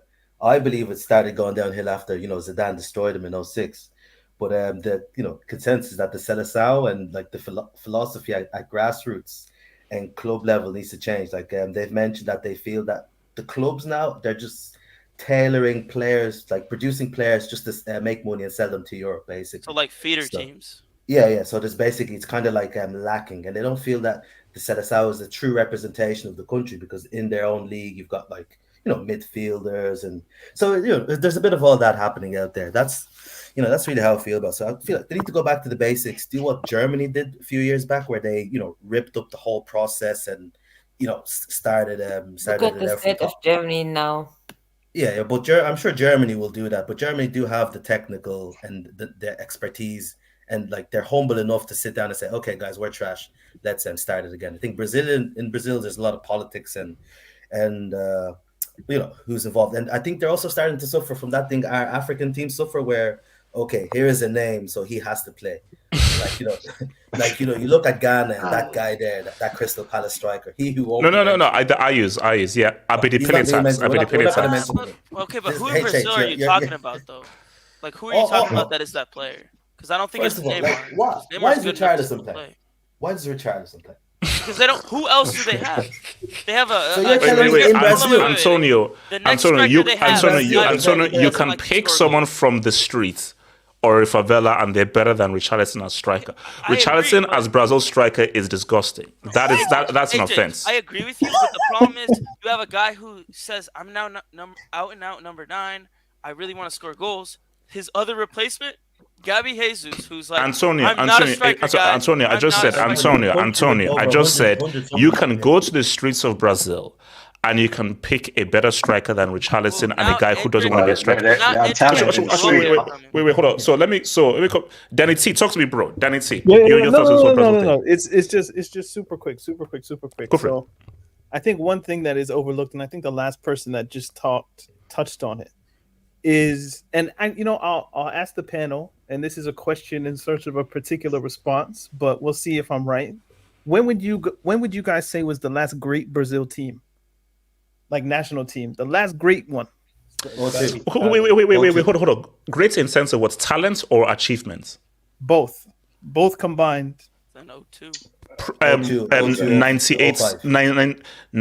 2006? No. Basically from 94 to 98. 94 to 98. Okay. Now I was thinking the 2002 team. So that's why I said it was a question in search of a particular response, but this is going somewhere. So if you look at the particulars of the 02 team, which is the one I earmarked, Cafu came to Europe at the age of 25. Gilberto Silva the same. Rivaldo came at 24. Cleberson came at 24. Carlos at 22. Ronaldinho 21. And Ronaldo is the X factor here because he comes at 17, but he's like an alien. If you look at the team now, the ages that the players are coming to Europe because of the Brazilian need to make money at home. Vini comes at 19. Endrick's coming 19, 17. Rodrigo 18. Anthony 20. Richarlison 19. Gabriel Jesus a teenager. Rafinha wasn't even schooled in Brazil. He got his start in Portugal. And in terms of senior football. So when we look at the ages of when the greats are coming and when these guys are now, Brazilian football is not the same. Like we're seeing Brazilians in terms of like their passport, but where are they getting their football education from? They're being Europeanized. And then you're asking them to beat European teams who've been doing European football for decades. So it's really about Brazil, the footballing structure, making sure that their players can stay and actually play Brazilian football for a while before they go. Like Cafu going at 25, if this was back in the 90s, he'd be gone at 18. But he got 4 years to actually learn what Brazilian football is, what it means to play Brazilian football, whatever that was at the time. these days they come, Endrick is being scouted.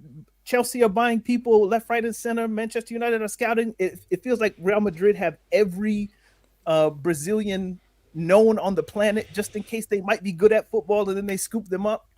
So I think that's as well. I think no, just quick. So I think it's a great point, and I'm like, and this was always my fear. My fear was if international football became standardized, because that's the last bastion. Because see, club football, this is always going to happen. Because club football, it's weekly, it's about systems, so you're always going to copy a system. But for international football, based on how rare it is and how it is so reliant on culture, and how you have to rely on culture to play, I always thought that it is impossible, because me and my brothers were even saying this before back in the day, that you can't beat the Europeans at their own game. Like, how you beat the Europeans is a blend of football that they don't understand. Hence why Brazil was so good, because the Europeans did not know how to play them. Like, when you look at that 1970 final, people forget that Italy team was one of the best defensive teams ever. They were like an all-time defense, and Brazil ripped them apart 4-1. So my thing though, to like Daniel's points, is that is a danger because of how the football dynamics have changed and how much. Remember, there was not as much money in football now than in the 60s, 70s, 80s. Bro, Pele remained in Brazil and he was good. So the issue now is that when you now have Vitor Roque, Endrick, Vini going as teenagers, and a whole bunch, rather than just one like an R9. And again, as Daniel just said, R9, that's an alien, so that's an outlier. Vini, Roque, Endrick, you're not even close. You're not even in the same realm as freaking R9. So if you have all these guys going there, it doesn't matter what the manager does. When it comes back to we need a difference maker, what can you do? How old was Neymar when he went to Brazil? Well, you mean Barca? Sorry, Brazil. Barca. How old was he when he went to Barca? I think 21. Again, have hope. I would say that Neymar is he's not Ronaldo, but he's in the Ronaldo bracket of that's an alien. He could be scored anywhere. I need the second player through the 11th player. That top guy, he can be schooled wherever. But the breadth of the team, I want them to have some Brazilian DNA inside of them. I don't want them to be scooped up and go Netherlands, go Portugal, go England, go Spain. I need you to stay in Brazil for a bit and then go. But and I think that's not happening. Because see, my thing because European clubs need to get them as soon as possible. Otherwise, there's a huge premium. Just going off down there and saying that, my belief is it doesn't matter what system you have. 2 or 3 exceptional individuals can always win you a game. Because especially because this notion that we should all play this way. No, my belief, and this will always remain. Play your culture. Also, it's almost similar if you're NBA guys, but now for basketball, it's a lot more because it's 5-on-5 slower courts. But still, if you have 2 or 3 exceptional individuals, they can win you a game through being unorthodox, unpredictable, and just creating that moment of magic that no system can stop. That 2 or 3 exceptional magical players who, through just one play, one situation, can now create a goal. Well, the issue is when we have Martinelli, Vini, and all this freaking dude, Rafinha, the heck are you gonna do with these freaking dudes?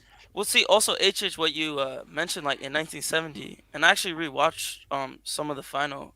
My dad was, he's old, so he was around then. But he told me that Italy team was really, really good, and that Brazil. And when I watched the highlights, like they absolutely played their style, and they dominated them. They played the way that they wanted to, that the jogo bonito.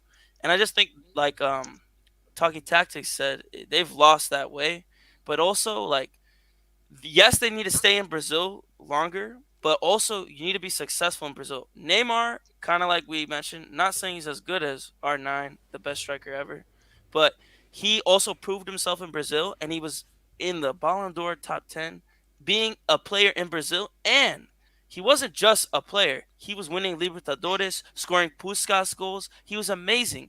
Players like that, they need to stay in Brazil a little bit longer, prove themselves more. And they also need to find a good coach that can manage them well in games, but also change it up when it needs to change up. Like Argentina in the World Cup 2022. They lost to Saudi. Guess what? Next game, they changed it up. They need a manager that is reactive, not you know. No, but see now. See, my thing, like, I don't know whether. Okay, I'll come to you real quick here, but I don't know whether people agree or disagree. I will always affirm that the manager is not as important in international football as it is in club football. A manager is important regardless. In any sport, a manager is important, but there's degree to importance. In club football, a manager right now is vital. In club football right now, in international football, he's still important. All I need from you is a blueprint. But I don't feel like the Brazil managers that they've been having are good enough, like you're saying. I'm not saying you need a Pep or anybody like that. You just need a guy like Scaloni. I'm not saying he's the best manager. You need in the world, somebody but to he's not smart. mess it up. He's That's- smart. That's it. Someone just to not. Basically, it's simple. Like as Daniel just put it beautifully. Because look at just Maradona don't in F it 2010. up. Like, he messed Just it give up me in a 2010. blueprint.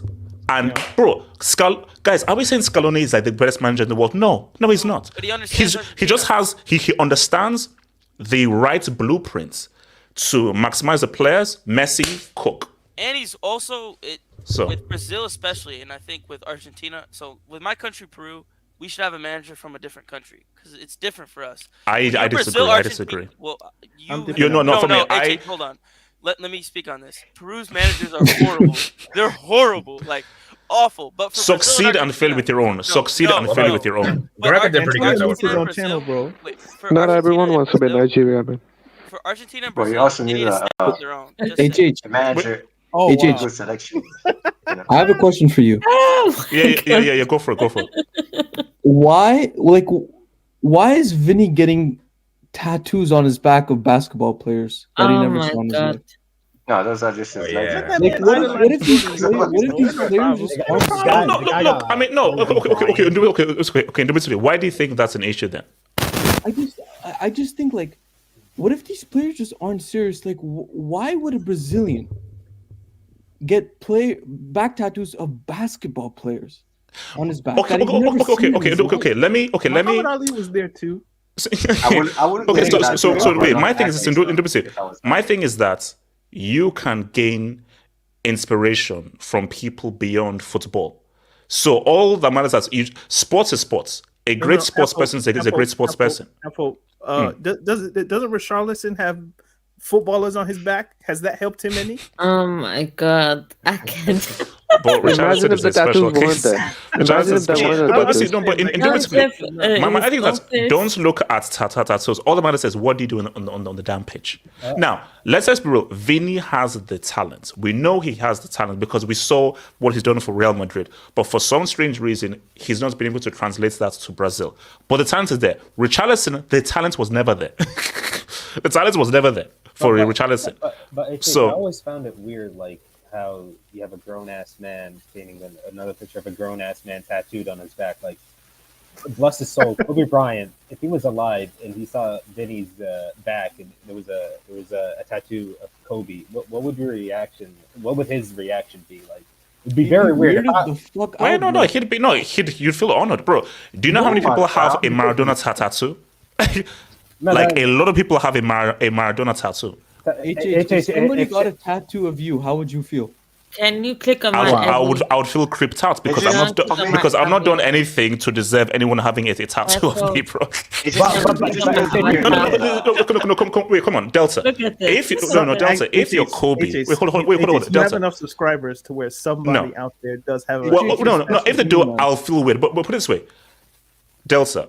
Kobe knew he was great. So if Kobe saw someone have a tattoo of me, because Kobe is very aware of his greatness, Maradona was very aware of his greatness. So them seeing a tattoo of someone, they are aware that you've done something truly extraordinary in your field. I haven't done anything close to anything extraordinary in my field. So if someone did a tattoo of me, okay, cool, but I'll be like, I'm not on the level of Maradona or Kobe. So my thing though is, when you know you're truly exceptional, like Kobe, like Maradona, it is very normal for someone to have a tattoo of you because it is them tipping their hats to your greatness. So that's not weird. Mbappe would never get a tattoo of another man.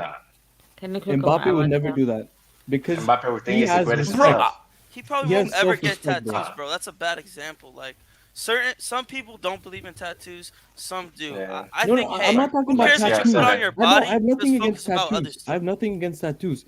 It's a tattoo of another man. You don't know. No, it's like a See, tattoo. hey, bro, That's No, that's no, come on, no, you not can't do that. stopping the Brazilian It's common. It's common. No, come on. That's It's not- called. It's but no, okay. If you truly admire a sports person, Yeah. But then It's your body. okay. Put it this way. Okay, now I don't have any tattoos. Actually, I'm actually thinking of getting a tattoo soon, but I'm still thinking though. But Getting an R9. okay, hold on, relax, chill. Hold on, relax, chill. So you're supposed to say, if let's also get it just okay. What tattoo would you get? I would think of getting a tattoo of Mike Tyson. I've never met Mike Tyson. I'll probably never meet Mike Tyson, but because of how impactful he was to me as a young child and everything, and just what he represented in terms of just this unstoppable machine who I saw at his peak. Are you saying as if I got a tattoo of Mike Tyson, I'm like a weirdo? No.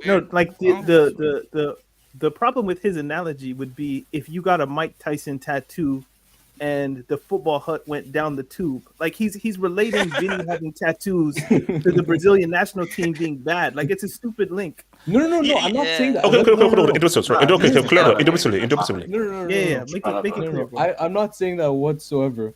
I'm just saying that it was just like something entirely different. Like it's a bit strange that Vinny and like Richarlison are getting tattoos of like men on their back.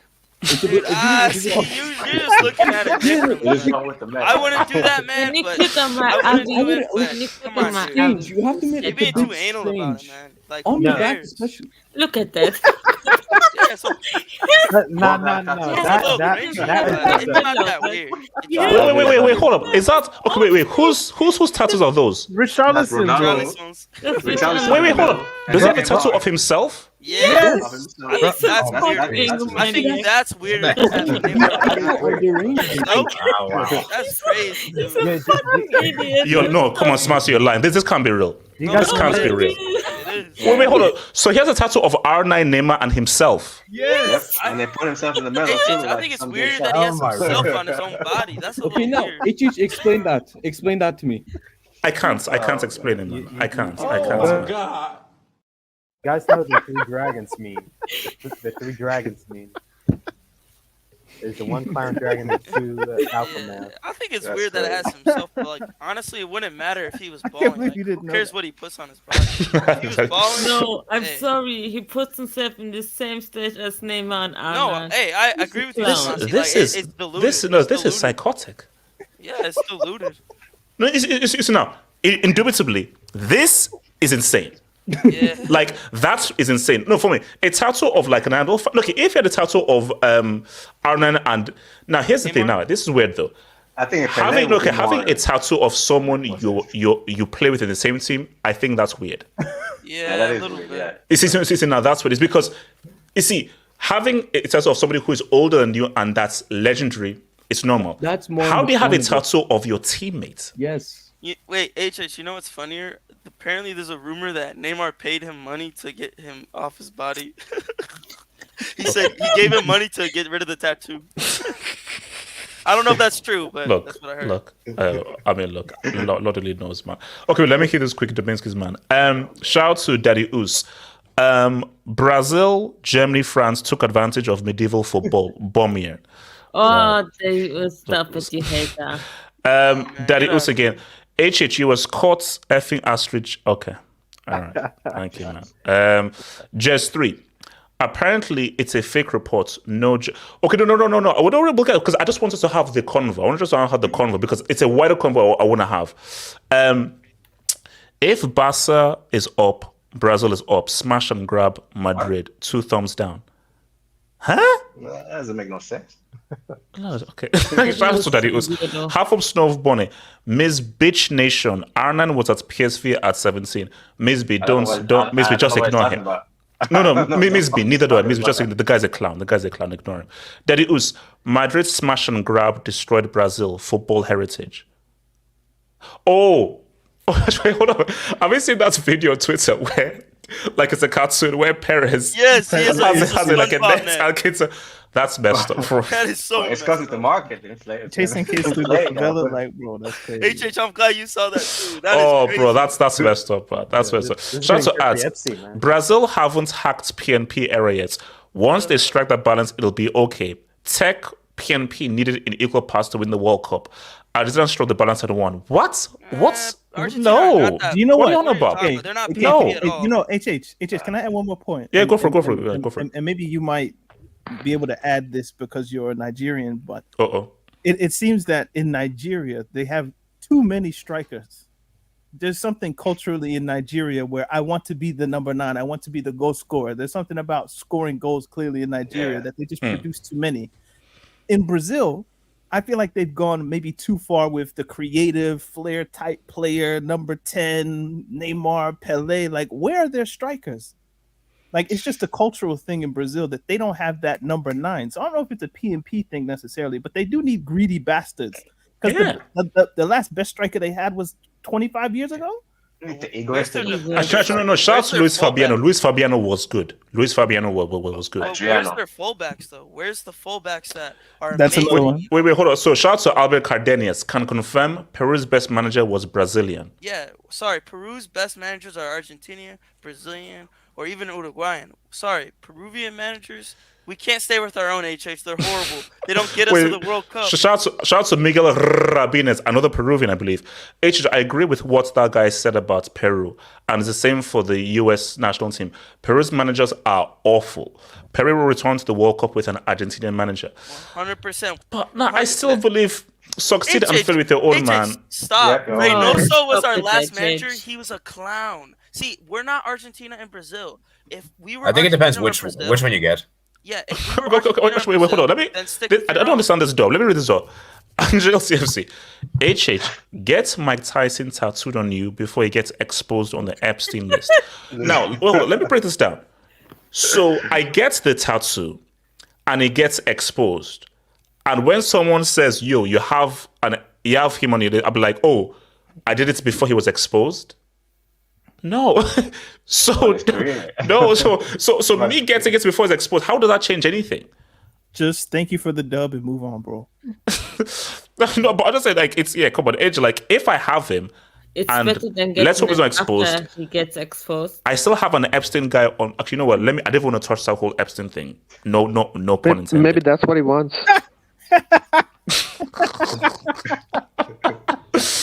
Sorry. Hold up. Let me think. Okay, so now I don't know whether this is true or not, and it doesn't matter whether this is true or not because I think this is just an interesting debate here. Jersey retirement. So there was a report that went out, and it doesn't matter whether it's true or false, but a report went out that when Messi retires, they are going to retire the Argentina number 10 jersey. And I feel that is stupid and that is wrong. Now, this happens, I think, obviously in the NBA and in other sports as well. For me personally, I think retiring jerseys is it's poor. There are other ways you can commemorate a player without retiring a jersey number because what you're doing is almost instilling like a loser's mentality. Oh, there'll never be a player that's good and that's it, bro, you'll never be this level. No. Like, so what was it? Give someone in the Lakers number 23. Give them number 8. If you fail, you fail. But by putting them, I think it's different. I think it's 24. I think it's different in NBA. No. So basically, my point is that even if it's Pele, Maradona, Messi, Argentina are going to have another amazing player. They are most likely not going to be as good as Maradona or Messi because those are exceptional. But again, you just never know. And the point I was making is every player is going to forge something that is going to be unique to them, that's going to be different. Because you could have another Argentina player who nobody's going to touch Messi's club career. That's never happening. But what if another Argentina player wins 2 World Cups, 4 Copa Americas? That can happen. So, and he may be a totally different and a whole different model because again, nobody can predict the future. You can't say, oh no, nobody can. When we saw Maradona, no one knew that we'd ever see anyone as good as Maradona. When we saw Pele, No one thought we'll ever see anybody as good as Pele. And also, after we saw R9, I believe that it's just that sister tax and PhD tax. Neymar's talent level is stupid. You can make an argument that Neymar is more talented than Dino based on talent. I don't know about that. Based on talent. You have to understand what I'm saying. You see, Dino is more dynamic based on talent and skill sets. The amounts of things that he's able to do. You can make an argument that Neymar is more talented than Dino. Dino is just more dynamic and more unique. That's not a bad take. That's not a bad take. About your take, that there are certain players who have done, like Pele, Messi, Maradona. There was actually one player in history that I would say maybe he deserves his jersey for retirement. It would be Pele, because of what he did for Brazil for 3 World Cups.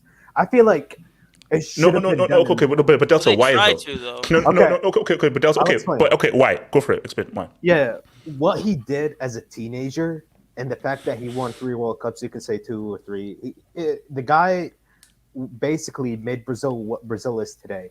And for me, that type of player, HH, you're never gonna have like Brazil had never had a player like Pele ever.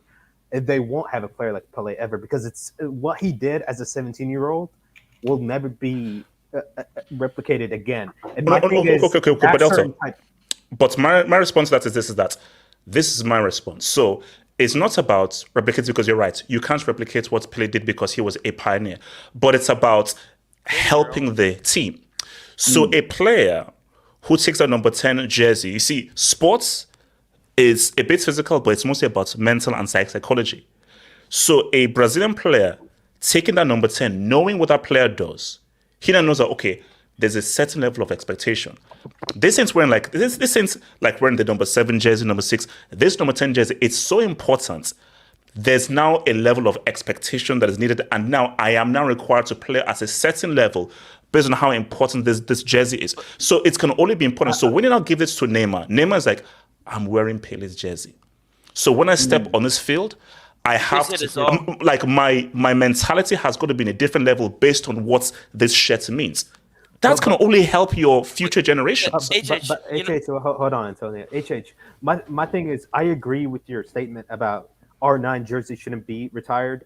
Cafu's jersey shouldn't be retired. These are all legend for Brazil. But what Pele did, I feel like he's the only exception in history that this guy actually deserved his jersey to be retired. Like, he's the only player. Maybe you can make an argument for Maradona, what he did with Argentina, or maybe Messi, but Pele is the only player where I really just don't have an argument against him, because, like I said, he made Brazil what it is today. You can why? Why do you disagree with Pele? I disagree because I get what your argument. I'm not saying Pele wouldn't deserve it.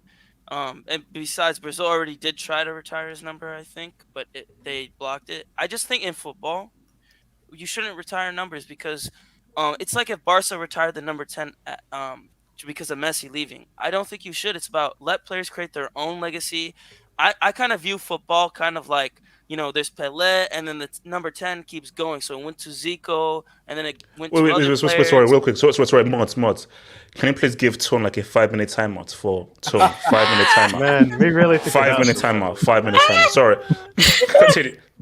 Continue. I think in football, like, we shouldn't retire numbers. In my opinion, the number 10 for Argentina, it should always stay. Just like the number 10 for Brazil should always stay. Bro. In my opinion, it's about a legacy. It's not saying this player is going to be better than Pelé. It's about keeping that legacy alive, creating your own story, your own narrative. When a player, like HA said, when a player wears that number 10, like Neymar, they're going to give it their all. They know I'm the guy. I have to show up. Wait, hold on. Let me go around the room. This is where it's so. Miss B, should jersey numbers be retired in football for certain great players like Messi, Maradona, and Pele?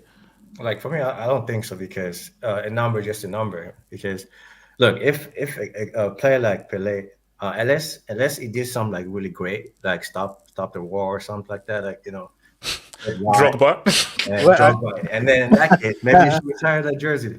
But it's just a number. Go just build him a statue or something, like put a big statue of Pele right there. Okay, this is the guy that changed this in football. He did so much for us. So we got his statue. Oh, you name something under his name, like a stadium or something like that, Like, for me, that's a great idea, and instead of retiring a jersey number.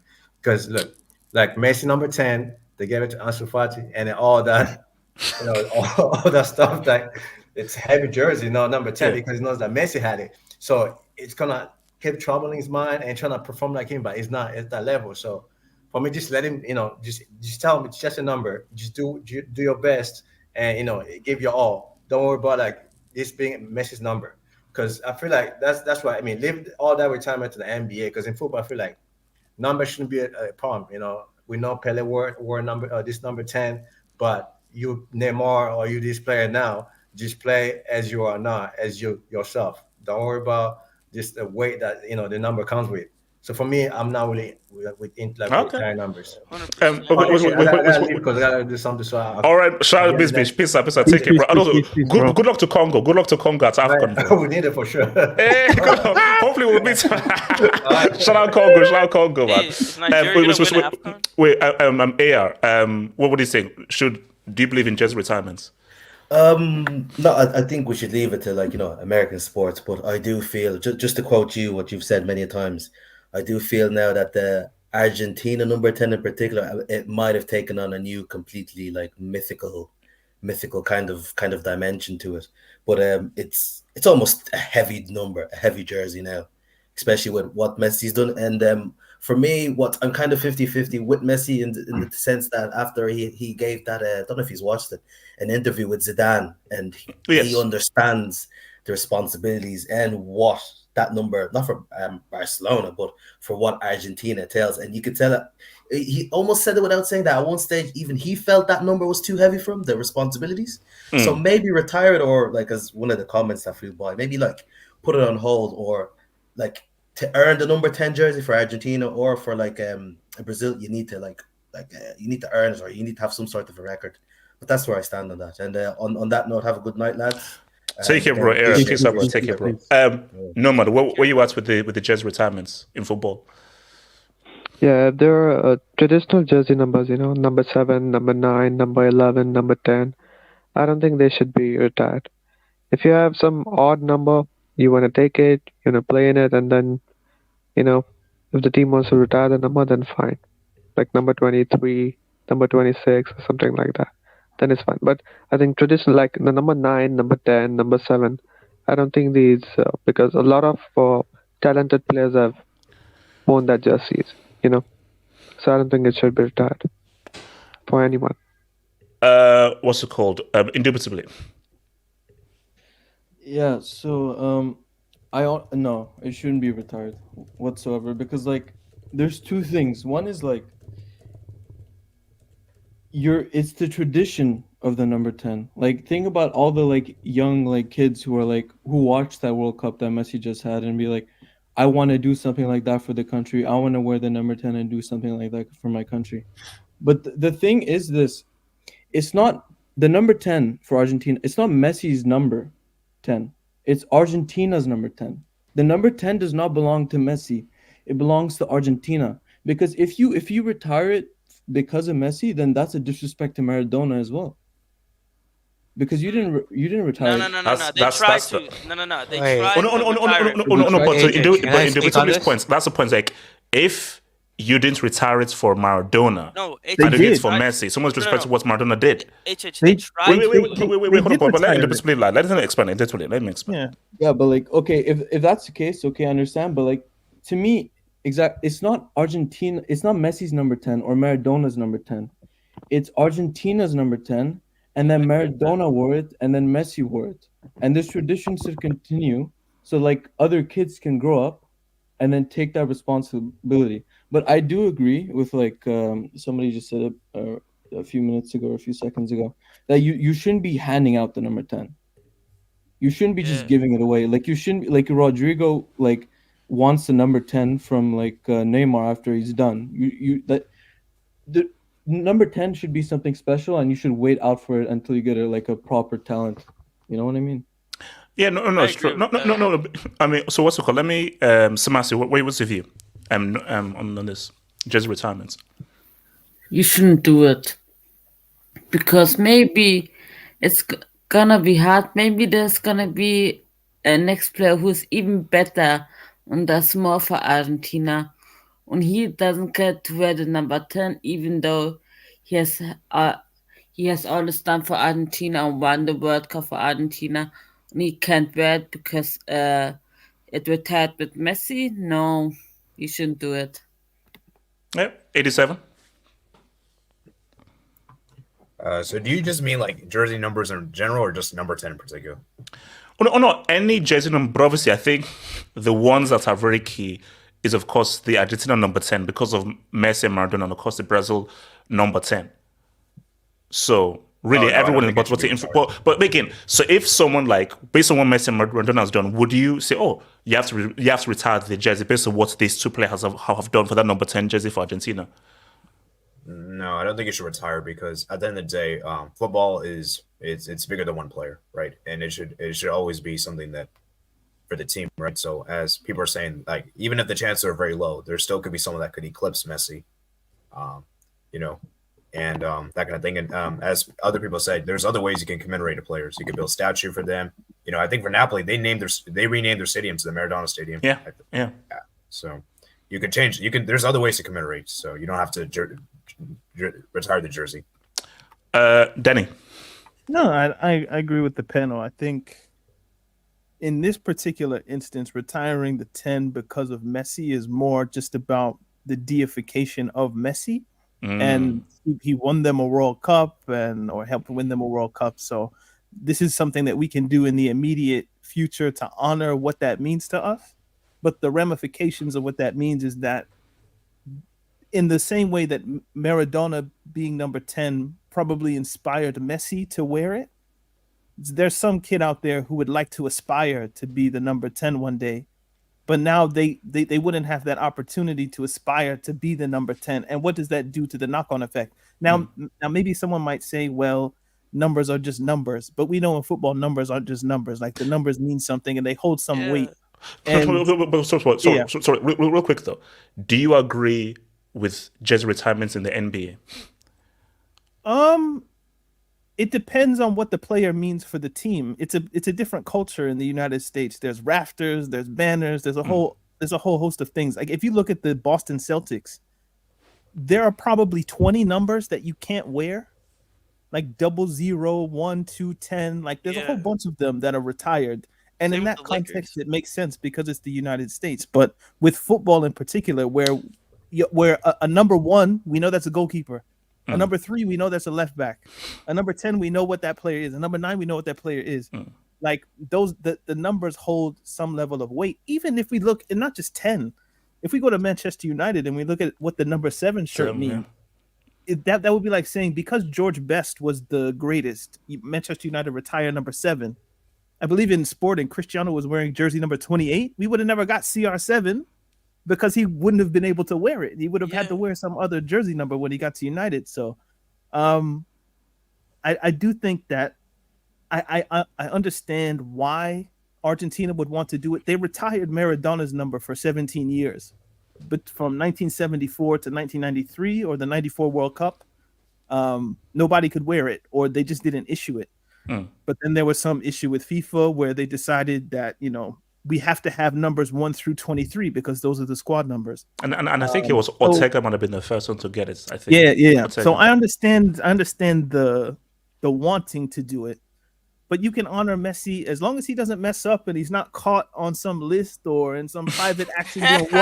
Really? I didn't name any names. You can honor him with stadiums. You can name training facilities. You can name a pitch. You can name schools, banks, bridges, any number of things in Argentina to honor Messi. But you don't have to take the number 10 from, as I think Indubitably said, you don't have to take it from the country because those numbers belong to the nation. Also, if I may just add two little things, right? Just two little things. Yeah. Can I say just two little things, right? First of all, Messi doesn't even have the best international career for Argentina. Oh boy! And second of all, please, man, tell him no, man. Tell him, please. Yes, and second of all, please, I mean, really retire the jersey. Most of Argentina still thinks he's Catalan. He's not even real Argentinian. Dude, like that's Morata. not true. I don't know what Okay, you know what? Argentina Okay, hold on. you're AK. He's more Catalan than All right, Argentinian. okay, Everyone knows that. I mean, here's the thing, HH. I think we have to, you can never retire. I've never been a fan of retiring shirt numbers, unless that number is some irrelevant number, like a number 45 or something like that. For me, the number 10 is the number 10 for me is far too sacred to be retired, and I think what people mistake is like give anybody the number 10. The number 10 only has to be given to a player who is once in a generation. Sorry, real quick. Okay, let me just quick start out for you. Okay, so San Marino. Yeah. Some player. Yeah. Let's just call him Shegu. Shegu, who plays for San Marino. Shegu, man. So let's say Shegu just says where's the number 10. And Shegu is top scorer in World Cup qualification, and he scores the goal that sends San Marino to the World Cup. They go to the World Cup. He ends up being top scorer at the World Cup and scores in every round and leads them to the World Cup semi-final and scores in the third place playoff. In that scenario, would you agree with San Marino retiring Shegu's number 10 jersey for San Marino? No. I mean, here's the thing. I wouldn't even then know, because like, as much as there's always that once in a generation chance that another Shegu will for come San Marino. Even for San Marino. Even for San Marino. For me, I think that's actually a very good question, because San Marino don't have that great footballing talent. But even then, I mean, it's always the fact that there might be another guy like that. There might at point be another guy. But for me, it's all dependent on the country ultimately. Like, if that country thinks that Shegu is that player and there will never be anyone like him, they're all in like, they should retire that number, because if they think they won't be like that, then they're all in like, they should be able to retire that number. But if it's like a country like Argentina, which has had history of a number 10 coming and being incredibly good, then I don't think they can retire. So it's like, I agree with it. It's based on a country ultimately. No, because you see, my thing is that, look, Ariel Ortega and Riquelme were not as good as Maradona. They were still bloody amazing players. Yeah, exactly. So those guys were still bloody good, and I remember I could be because I think Ariel Ortega had the number. He was the first player to have the number 10 after Maradona, and of course, there was a little pressure upon him, and obviously he couldn't live up to it. But he was still a damn good player in his own right. So my thing though is that I don't have a problem with like the quiet retirement. So like, for instance, at Chelsea, nobody wore 25 because of Zola for years, up until I think Caicedo. So I don't have a problem with like, we'll quietly do this. But the idea that the government or the football association would say nobody for the next however long in perpetuity is wearing the number 10 because of what Messi did, I think that shits on what a Riquelme or even a Maradona did, because it specifies Messi as God incarnate. Yeah, which is not. And I don't like that. It's desperate. I agree with that, but I will say they did try to permanently retire the 10 after Maradona's death, but it didn't work out. I just think this is a very American concept, and I don't think it works for football. If the USA wants to do it when they get a legend, that actually does something good for the national team, all right, it would make sense culturally for the US, but for other countries, especially for Argentina, and I just don't see. I just think it's just forced, and I don't think they should retire it for Messi. I don't think they should retire it for Maradona, because if you look at Argentina's 3 World Cups that they won, their standout players were Kempes, who I think wore the 10. I could be wrong. That check me. Maradona won the 10, and Messi won the 10. So what if the next time they have another guy, he wants to wear the 10 too, and he leads Argentina in the World Cup glory? You got to keep the legacy going. You got to keep the legacy going. Wait, okay. Let me ask something to the guys from America, because I wouldn't know. Are shirt numbers a big deal in American sports? Nah, not really. No, not like football. Not like It's football. just the 23. I mean, think of it this way, right? If Michael Jordan was an incredible basketball player, but when he retired, it meant something to the people in Chicago, but it wasn't like, oh my God, he actually retired his number. Like it was more like, man, we're gonna miss that type of player. But it's not like it would happen in football if Messi retired his number or if Maradona back in the day when he retired his number. It was nothing close to that. No, but and also, do you know what I think it is? I think it's the point that Daniel made is that in like NBA, for example, you have like 1 to like 30 or something. But in football, even when we played football and everything like that, those numbers do mean something. So for me, I'm looking at number 6, 8, because that's the central midfielder, or I'm looking at number 10. So for a defender, you're looking at number 3, number 5, or that's what Maldini was. So because numbers are mainly 1 through to 11, you get an affiliation with a certain number. But if you now go from 1 to like 30, then I don't think that there's as strong as an affiliation to a number. And I also add like wait, hold on. Daniel, then to Delta. Daniel. Yes, sorry, Delta. It's really quick. Like even when like someone like Asamoah Gyan wears 3, or Edgar Davids wears number 1, we look at him like, what are you guys doing? Like, obviously it's a joke, but like strikers don't wear 3, midfielders don't wear number 1, and because those numbers are so repetitive, 1 through 11 especially, or like 1 through 13, like 13 normally goes to a goalkeeper or what, but like 1 through we know what those numbers are. In the NBA, people wear 00. Rodman would wear 90. Like, you can go all the way up there. Like, isn't Luka Doncic wearing 77? Yeah, he like, is. Like in hockey, because you asked about American sports, hockey they wear anything, so it doesn't mean anything. Baseball is kind of similar. Basketball, there are numbers that look good, you know, like 20, 21, 1, 10, things like that. But there's no real. Football is particular in the way that the numbers mean something. So taking away 10 from people, just because there was or has been great 10s, it doesn't exactly line up. So wait, Delta, you want to say something? Yeah, it was just purely about the shirt numbers in the United States. Like I said about the NBA, we've had some incredible players like Michael Jordan who had his number retired, but we also had, you know, players who aren't so good, but they also Can you highlight things comment? No, I can't. No way. We also had some other players who weren't really anywhere near, obviously, Jordan. But let's take a look at Pippen. I think he had also his number retired. Pippen was nothing special. Pippen. Pippen. Daniel, come on. Pippen. Hey, for the Bulls, man. Scottie Pippen was. Yeah, I mean, Delta, that's a bit crazy. Scottie Pippen was like, wow. Okay, let me laugh, because this is a criticism. Let me laugh. Bulls legend, bro. Bulls legend. I'm from Chicago. Stop. I'm not from Chicago. I'm from Illinois. Bulls are my favorite team. When I meant he wasn't anything special, I'm talking about the metrics of LeBron, Kareem Abdul-Jabbar, Kobe Bryant, Michael Jordan. He was obviously a great player, but for me, when you have your jersey retired as an American, I feel like those type of players, like a Kobe Bryant, a Kareem, a LeBron, a Michael Jordan, those are the type of players who deserve to have their number retired. I don't think a Scottie Pippen having his number retired should be granted that. Like, I don't think he should be granted that request, because at the end of the day, man.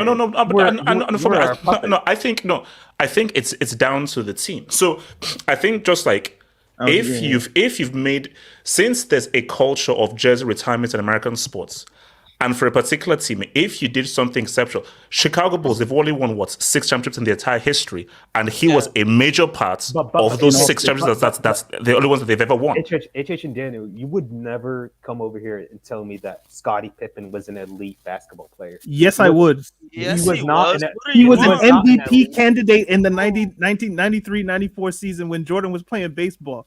The only player better than him was Charles Barkley and Hakeem. So yes, I would come to you and tell you that. Okay, wait, hold on.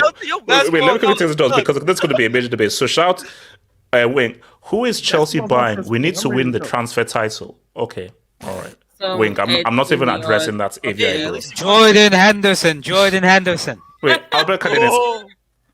Jersey numbers are like Power Rangers colors. What? How so? I don't know what he means. Yeah, I don't. Shout out to Power Rangers, bro.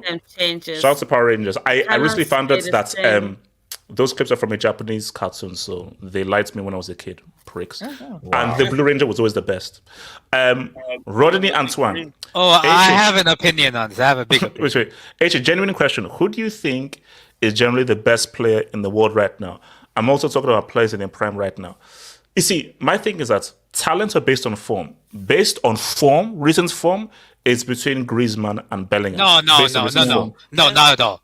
It's between Mo Salah and Bellingham. Let's be honest. Nah. It's between Mo Salah and Bellingham. Nah, why you underrating Salah, you have to. Salah's light You've up. got to put Salah in that convo. Look at Griezmann's stats versus Salah's stats in the last couple of months. I'm not looking at. What about Harry Kane? Look at just What overall about play. No. Watch about us play. What about Kane? Liverpool are not. Liverpool are not a title-winning team without Mohamed Salah. They're currently first. No. You have to put some respect on Salah's name. Salah's It's Kane. He's either one or two. I'm not saying he's I'm not sorry. there. Wait. Okay, one at a time. So, Samasi, what are you saying, Samasi? It's gonna be Kane or Salah. Bellingham has been dog shit the last game, so I don't know. Just a Bellingham hater. Oh wow. The answer is Kane. That's Like harsh. we can My talk hate's about gonna Salah stay. after we see My hate's Egypt gonna in stay. AFCON. Yes, see now that's the thing. For I think Salah still didn't come, but Salah, let's see what you do in Côte d'Ivoire. Let's see what you do in Nigeria's Côte gonna knock d'Ivoire. him out. Oh, come Nigeria's on, gonna win it all. Bro, do you know Not how, Nigeria. Like, bro, Nigeria are gonna win. You know, that would be a 2-month stream. If we knock Nigeria out gonna- Salah, that would be a 2-month stream. H, you're gonna cook. You're gonna cook, H. You're gonna Bro, cook. I tell you, I will cook for 2 months straight. 2 months. Shout out to your boy Nemo. R9 ran so Richie 9 could fly. Hashtag never. Oh Lord. Wing, I'm not bringing up that door, bro. I'm not. So that's not happening. Oh, he I'm not meant bringing that up. talent. The best talent. It's Mbappe, bro. Also, okay, so he says, talent. Mbappe. Easy. Mbappe. Like It's it's gotta be Mbappe. PSG, HH. Telling you. It's Mbappe. Like What it's about like, can I let's speak go. on that PSG Mbappe news, is not a AJ? young player. Okay, so okay, real quick before we get out of here, bro. So I can watch Because, this like, Golden I'm a Globes. peace out, guys. Great stream. Pizza. Because that guy who released it, like, I know him because he released it. He's like very good for like Liga news specifically. I like follow him for like. Is this Mercato? Is it Santi? No, Santi. Santi. Okay. He's good for Liga news, but like, I swear he's always been like picking a side for the last 3 years. Like there were transfer windows where he said Mbappe would join, and transfer windows where he said Mbappe would extend. So like, but the one thing that's like different is that this is the first like exclusive he has said. Like he never put out an exclusive for like Mbappe for any other window. So, I mean, I personally would only take it seriously if Ornstein or Fabrizio said anything. Like. Yeah, no, that's what for me. Like, I'm sorry, just one random dude. I'm like, no. Yeah. Let me see what Ornstein and Fab say. Yeah, because the one thing that's different is this is an exclusive. Like, he's literally saying Mbappe is confirmed joining. Like, he's never like been that certain about Mbappe in the last couple of years, but he's always put out hints. So like, I don't know how to believe it. Yeah, look, it's not for me. My thing is that I'm waiting. I doubt that PSG would allow him to sign a pre-agreement. I say let's just wait and see, guys. It's been good. I'll see you on Monday members hangout and Tuesday Middlesbrough against Chelsea Karabuki Cup semi. One love, peace out. One love. Thank you.